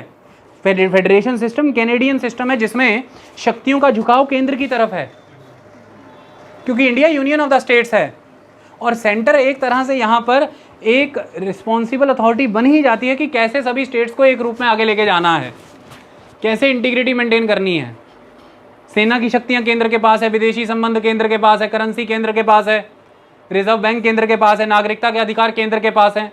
ये सब प्रोविजन केंद्र के पास रखे गए हैं ताकि राज्य अलग अलग कल्चरल स्ट्रीम्स को रिफ्लेक्ट करते हैं, वो अलग अलग कल्चर के विकास में भूमिका निभाएं, लेकिन सारे कल्चर मिलके जो एक समाज बनाते हैं, वो एक समाज का जो एक राष्ट्र है, उस एक राष्ट्र का जो एक राज्य है वो भारत है, तो उसकी कस्टडी एक सरकार के पास है। समझ में आई? हम सब अपने अपने कमरे में अपने अपने कल्चर विकसित करें, लेकिन आगे एक घर की तरह ही बढ़ेंगे पूरी बिल्डिंग, उसे आगे बढ़ाने के लिए एक मुखिया। यही कहानी। आई बात समझ में?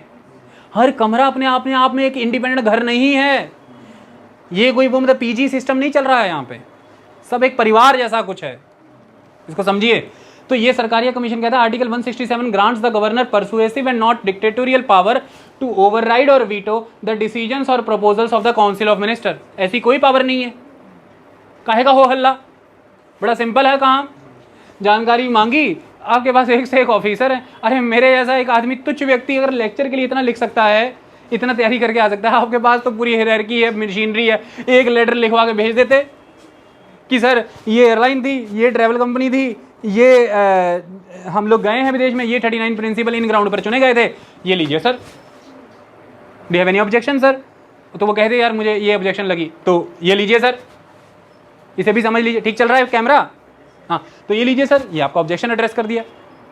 इसके बाद भी अगर वो बार बार ऑब्जेक्शन कर रहे हैं तो फिर कहते हैं sir okay sir, very good, आप भी एक कॉन्स्टिट्यूशन पोजीशन है, मैं भी एक कॉन्स्टिट्यूशन पोजीशन हूँ, एक पोजीशन एडवोकेट जनरल भी है सर, फिर राय ले लेते हैं सरकारी, फिर बात कर लेते हैं उधर। पता है बड़ी कंस्ट्रक्टिव मैनर में डील हो सकता है, बड़े constructive. You have all the channels, you have all the persons, all the institutions. Why do we need to drag media in everything? Why do we need to drag people in everything? Why do we need to sensationalize everything? It is a very technical administrative matter, you can handle it. It is not a popular election manifesto. इससे harmony बर्बाद होती है। आई बात समझ में? ये कहानी है, इस चीज़ को समझना जरूरी। हाँ, ये कहा जा सकता है कि बीजेपी चलने नहीं दे रही आम आदमी पार्टी की सरकार, गवर्नर उनके द्वारा नियुक्त है या कुछ भी है। मुद्दे की कहानी ये है कि जिस राज्य ने आपकी सरकार चुन करके दे दी, इलेक्शन कमीशन में बैठे हुए व्यक्ति भी तो फिर उसी केंद्र की सरकार में राष्ट्रपति के द्वारा चुने गए होंगे, उसी इलेक्शन कमीशन के द्वारा कराए गए चुनाव में तो आप सुप्रीम मेजोरिटी के साथ आए हैं। भाई ये क्या बातें हुई हैं कि बीजेपी नहीं चलने दे रही? भाई बीजेपी कैसे चलने नहीं दे रही? आर्टिकल 167 तो उन्होंने नहीं बनाया होगा। आपको चलाना है सरकार, ये आपकी जिम्मेवारी है, किसी भी और सरकार की जिम्मेवारी नहीं है। It is your responsibility. बशर्ते इस बात पर कि कौन क्या नहीं चलने दे रहा है, इस बात पर ध्यान दिया जाए कि क्या क्या चला दिया अभी तक, कौन सी फिल्म चला दी है, ये ज़्यादा इंपॉर्टेंट है। सर जनता फिर आपको चुनेगी मेजोरिटी के साथ। आई बात समझ में? तो सारा ताना बाना अगर देखा जाए तो सारी मशीनरियां, सब कुछ तो एक तरह से केंद्र ही चुन रहा होता है। उन्हीं मशीनरियों के तहत जब रह करके चुनाव हो जाते हैं और हम जीत कर आते हैं, तो फिर बाकी सब चीज़ें अगर उसी प्रोविजन के अकॉर्डिंग हो रही है तो फिर क्या प्रॉब्लम है? भाई नहीं होनी चाहिए। ओके, अब कुछ समझिए, बहुत ज़बरदस्त। अब आपके मन में एक सवाल कौन रहा होगा कि अगर ये ना हुआ तो क्या होगा, आगे जाके क्या हो जाएगा? आगे जाके जो हो जाएगा समझिए। अब 2 आर्टिकल हैं बड़े ज़बरदस्त, एक आर्टिकल 355, एक आर्टिकल 356। हमारे कॉन्स्टिट्यूशन में एक पार्ट है, पार्ट 18, उसके अंदर आती है इमरजेंसी के प्रोविज़न। आर्टिकल 352 से आर्टिकल 360 तक उसके अंदर आते हैं। अब उनमें कुछ कहा गया, एक कॉन्सेप्ट है प्रेसिडेंट रूल, जिसे स्टेट इमरजेंसी भी कहते हैं। राष्ट्रपति शासन, इसे गवर्नर रूल भी कह देते हैं कई बार। अब समझिए आर्टिकल 355 कुछ कह रहा है। जब बस पश्चिम बंगाल में चुनाव हुए थे, बीरभूम में जब वहाँ पर हिंसा हुई थी, तो पश्चिम बंगाल के कुछ विधायकों ने केंद्र सरकार से ये अर्जी लगाई थी कि आर्टिकल 355 इन्वोक करिए जल्दी। क्या है ये और ऐसी इसकी परिस्थितियाँ कब आ जाती हैं? अब बात करते हैं कॉन्स्टिट्यूशन मशीनरी का फेल होना।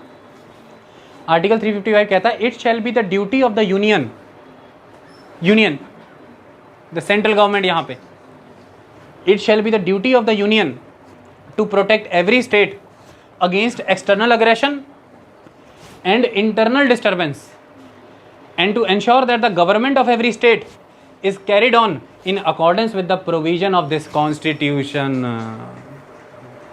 ये तो खुद डॉक्टर भीमराव अंबेडकर ड्यूटी लगाया गया यूनियन की कि इंश्योर करो कि हर राज्य की सरकार संविधान के मुताबिक चल रही है, इंश्योर इट। और तुम्हारी जिम्मेवारी है कि दो तरीकों से प्रोटेक्ट करो। एक, जब भी बाहर से आक्रमण होंगे, गुजरात पे आक्रमण पाकिस्तान से हो रहा है, कश्मीर में आक्रमण पाकिस्तान से हो रहा है, अरुणाचल में चीन से आक्रमण हो रहा है, तो वो राज्य खुद निपट लेंगे। Who is responsible to protect them against the external aggression? Union की सेनाएं, यूनियन की सरकार, यूनियन का तंत्र जिम्मेवार है, तो तब वहां बचाना है। लेकिन उसके लिए यूनियन ने राज्य सरकार को कहा कि ऐसा करो कि ये ट्रांसमिशन लाइंस प्रोटेक्ट करो, ये रोड्स ब्लॉक करो, यहां से गांव खाली कराओ। और राज्य की सरकार कह रही है हम तो इतने करोड़ लोगों की जनता के द्वारा चुन के आए हैं, हम तो वही करेंगे जो जनता कह रही। बेटा, बम गोले फूट के कहानी खत्म हो जाएगी। यूनियन ने तब हिदायतें दी कि उस जगह पर दुश्मन की सेना बैठ चुकी है, वहां जाने वाली पानी की सभी लाइनें बंद कर दो। हम तो नहीं बंद करेंगे अपने पानी की लाइन। देश कैसे जीतेगा? देश तो राज्यों से ही बना है। अगर राज्य अपने अपने तरह से बिहेव करने लगेंगे युद्ध के माहौल में, तो देश कैसे जीतेगा? बताइए। तो इसलिए आर्टिकल 355 के तहत ये एक तरह से साइलेंटली कॉन्स्टिट्यूशन ने कहा है कि जब एक्सटर्नल अग्रेशन हो तो मामला अपने हाथ में ले लेना। बस ये कहानी है। मामला अपने हाथ में, सेना उतारनी पड़ेगी, उतार देना। हेलीपैड बनाने पड़ेंगे, बना लेना। एयरफोर्स उतारनी पड़ेगी, हाईवे पे उतार लेना। तब कोई चिल पुकार नहीं सुनना, बस देश बचाना। और इसी का दूसरा क्लॉज सुनो क्या कहता है। ये आर्टिकल 365 एक तरह से, जो मैं अब दूसरा पढ़ने जा रहा हूं, वो किधर चला गया? पहले तो मैंने कुछ जानकारी लिखी है, इसको समझो कि this article 355, this article is part of emergency provision contained in part 18 of the constitution. Article 352 to 360 उसी में आते हैं। अब आर्टिकल 356 जिसके तहत सही में राष्ट्रपति शासन लगता है, एक्चुअली में आर्टिकल 356 किस रिस्पॉन्सिबिलिटी को फुलफिल करते हुए प्रेसिडेंट रूल लगाता है? आर्टिकल 355 की रिस्पॉन्सिबिलिटी। आर्टिकल 356 कह रहा है, it is this duty, it is this duty in the performance of which the center takes over the government of a state under article 356 in case of failure of breakdown of constitutional machinery in a state। क्या लग जाता है? President rule. क्या है ground? दो ground. Ground 1, president to issue a proclamation if he is satisfied, the satisfaction of president to issue a proclamation if he is satisfied that a situation has arisen in which the government of a state cannot be carried on in accordance with the provision of the constitution। अगर president संतुष्ट हो जाए कि constitution के provision से नहीं चल रही है यहाँ की सरकार।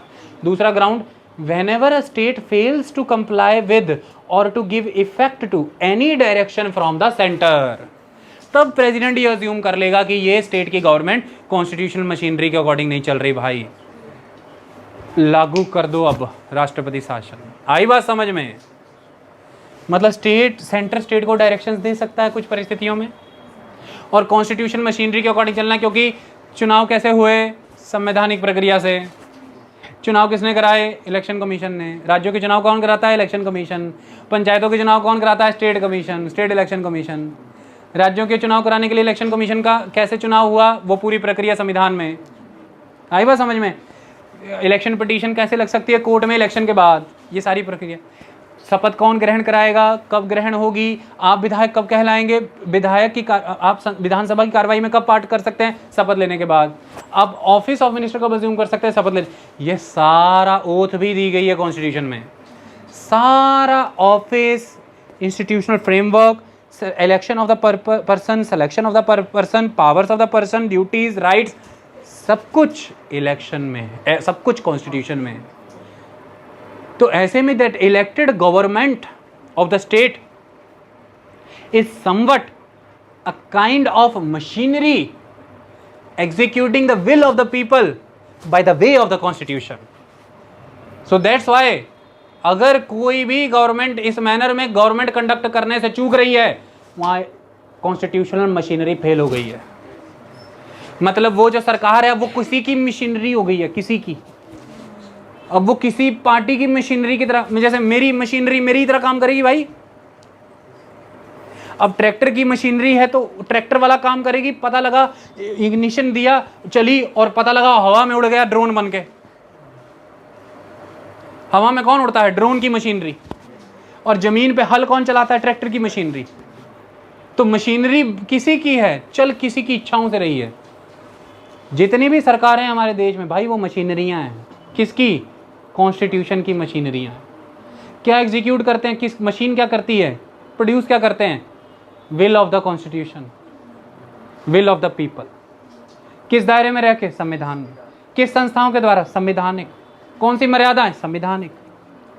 सब कुछ संविधानिक। और उसके तहत एक एक बारीक बिंदु बनाया गया है और उसके मुताबिक नहीं चल रहा है तो कॉन्स्टिट्यूशन मशीनरी का फिर फेलियर है। फिर तो लगे सब राज्य अपने अपने तरह से चलने हैं, फिर हो गया काम, फिर बैठे रहे हैं।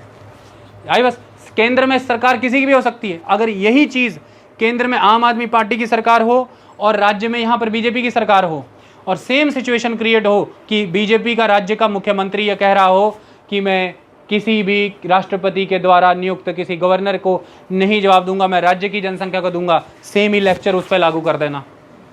यहाँ बात किसी बीजेपी, आम आदमी पार्टी या कांग्रेस की नहीं है, यहाँ बात यह है कि संविधान क्या बोलता है, प्रणाली क्या कहती है। तो उसमें ये स्पष्ट लिखा, ये दो ग्राउंड है, आपको स्पष्ट क्लियर हो गई, इमरजेंसी लागू हो जाएगी। पहले ये कहा जाता था कि जो प्रेसिडेंट की विल है, 38th कॉन्स्टिट्यूशनल अमेंडमेंट एक्ट 1975 ने उसे फाइनल कर दिया था कि इसे किसी भी कोर्ट ऑफ लॉ में चैलेंज नहीं दे सकते।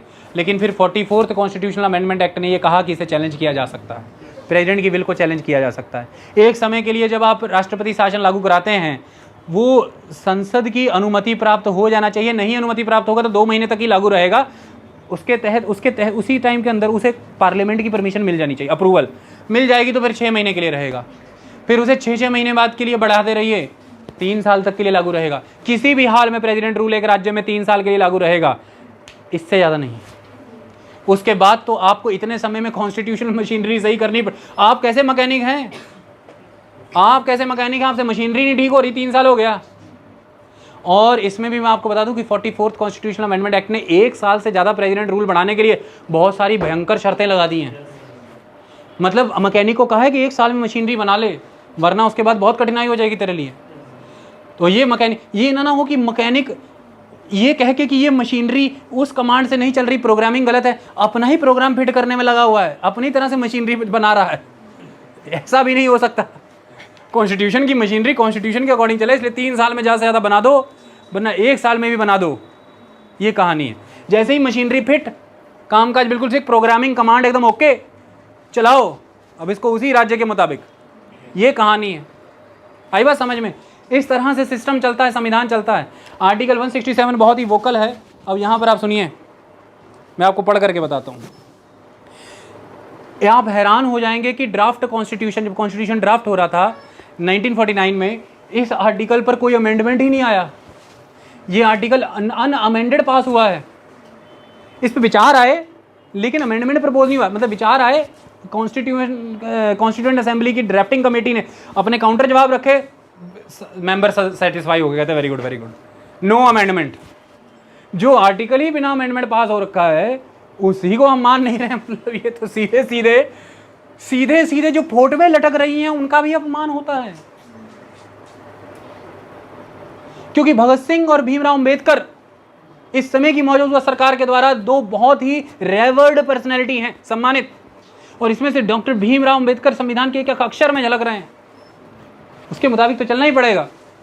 मैं भी उसी के मुताबिक चल रहा हूं। कभी आपने देखा इलॉजिकली, इरेशनली जुडिशरी का किसी भी तरह से कोई खंडन करते हुए मुझे देखा? भीमराव अंबेडकर मना करके गए इस बात के लिए। कभी आपने मुझे देखा कोई जातिवादी बयान देते हुए? नहीं। कभी आपने देखा मैंने धर्म के आधार पर वैमनस्य फैलाया हो? नहीं। तो जो भी बाबा साहब मना करके गए हैं, मैं नहीं करता भाई। जो करने को कह के गए हैं मैं करता हूं। सरकारों को तंग करता हो तो करता हो। आई बात समझ में? तो इसी तरह से कहानी यही है कि हमने बोर्ड लगा रखा है, उस बोर्ड में भीमराव अंबेडकर के विचार लगा रखे हैं। सवाल तो उनसे है जो फोटो लगा के विचार पालन नहीं कर रहे। ये कितनी बड़ी बात है। हम तो उनके विचारों के पूजन में हैं, दिन रात बोर्ड लगा रखा है, वहाँ पे उनके वर्ड लगा रखे हैं। आई बात समझ में? तो ये कहानी है, आइए इसे पढ़ लीजिए। ये देखिए, कॉन्स्टिट्यूशन ऑफ इंडिया के रूप में ये सारी 1949 के समय में ये आर्टिकल 147 था, ड्राफ्ट कॉन्स्टिट्यूशन 1948। आर्टिकल कौन सा है? 147। आज कौन सा आर्टिकल है? 167 बन करके आया। ये 3 क्लॉज पूरे वही वाले। ड्राफ्ट आर्टिकल 147 ब्रैकेट में आर्टिकल 167 वाज डिबेटेड ऑन 2 जून 1949। कोई बात अतथ्य नहीं बोल रहा हूं मैं। 2 जून 1949 पे इस पे डिबेट हुई। It defined the duties of the chief minister towards the governor. There are certain duties of chief minister towards the governor. You are answerable to the people of their state, but that simultaneously you have duties towards the chief governor. अब ये क्या कहता है, इसको सुनिए।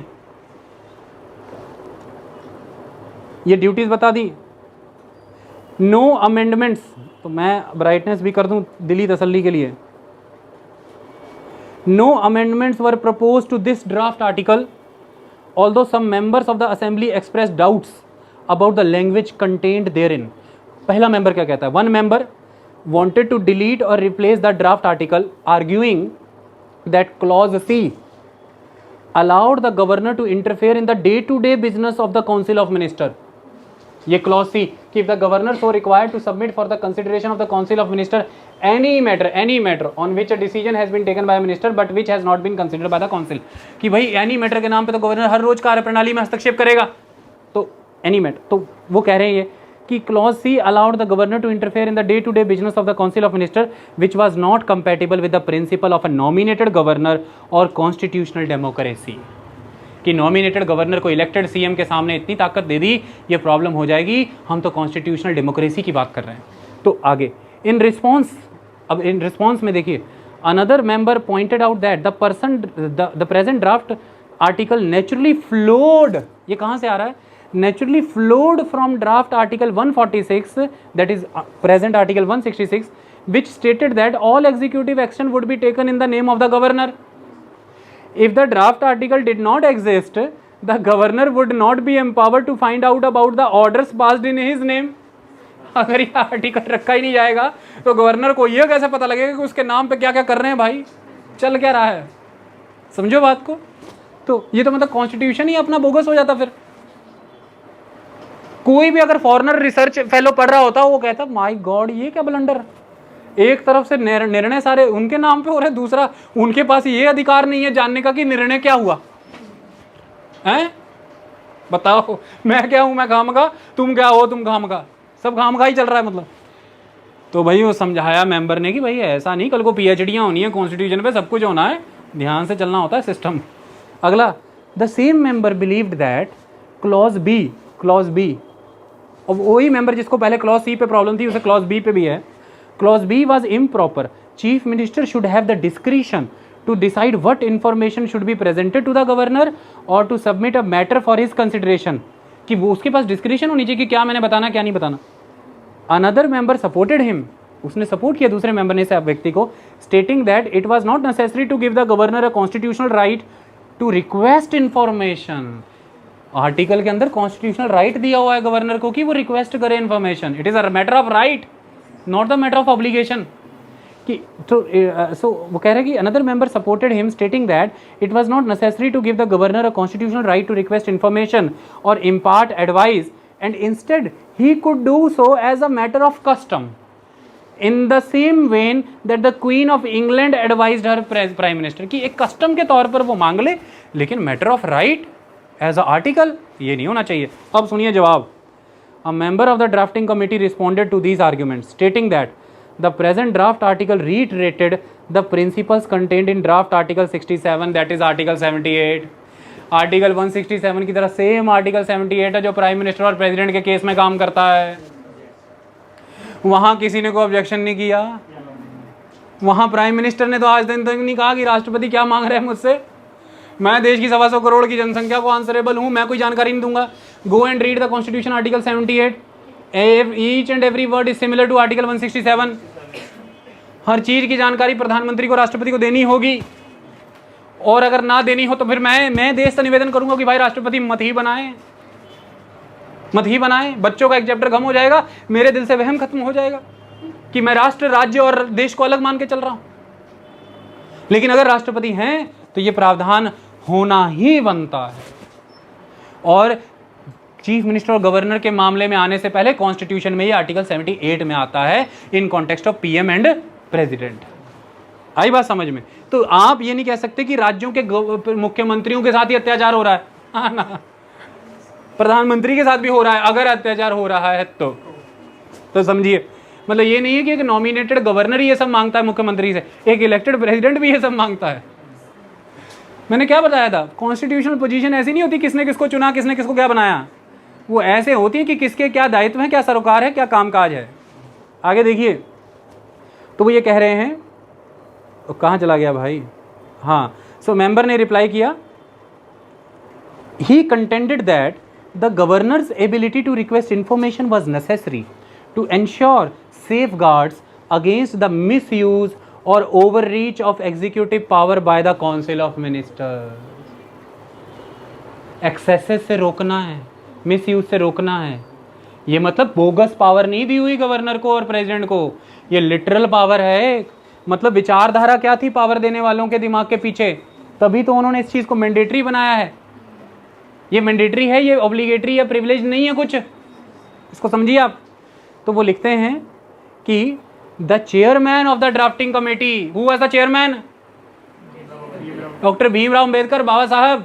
अब वो क्या कह रहे हैं सुन लो, the chairman of the drafting committee also reminded the assembly, उन्होंने याद दिलाया that the draft article did not confer excessive power on the governor as the governor did not have the ability to overrule the council of minister. The draft article was adopted without any amendment on 2 June 1949। Done. 2 amount. पहले वाले लोग विरोध करते थे समझने के लिए, तर्क से समझा दो समझ भी जाते थे। अब तो बात के बनते पतंगड़, ना समझने के लिए कोई विरोध होता है, ना समझाने वाले की बात सुनी भी जाती है। ये थी सारी कहानी। कौन सी पार्टी कहाँ है, कौन सा गवर्नर किसने चुना, कौन से राष्ट्रपति कहाँ हैं। हमारे लेक्चर का आधार ये नहीं था। हमारे लेक्चर का आधार था कि एक संविधान है, उसी के तहत एक मुख्यमंत्री चुना जाता है यदि वो वैलिड है, उसी के तहत एक प्रधानमंत्री आता है यदि वो वैलिड है, तो उसी के तहत फिर प्रेसिडेंट और गवर्नर के जो अधिकार आते हैं वो भी पूरे अक्षुण्ण हैं, वो पूरे वैलिड हैं। और यही देश की इस समय की वाक्य स्थिति है। एनसीईआरटीयां यही पढ़ाती हैं, मैंने वही बताया, इसमें मेरे कोई निजी विचार नहीं थे। Thank you so much.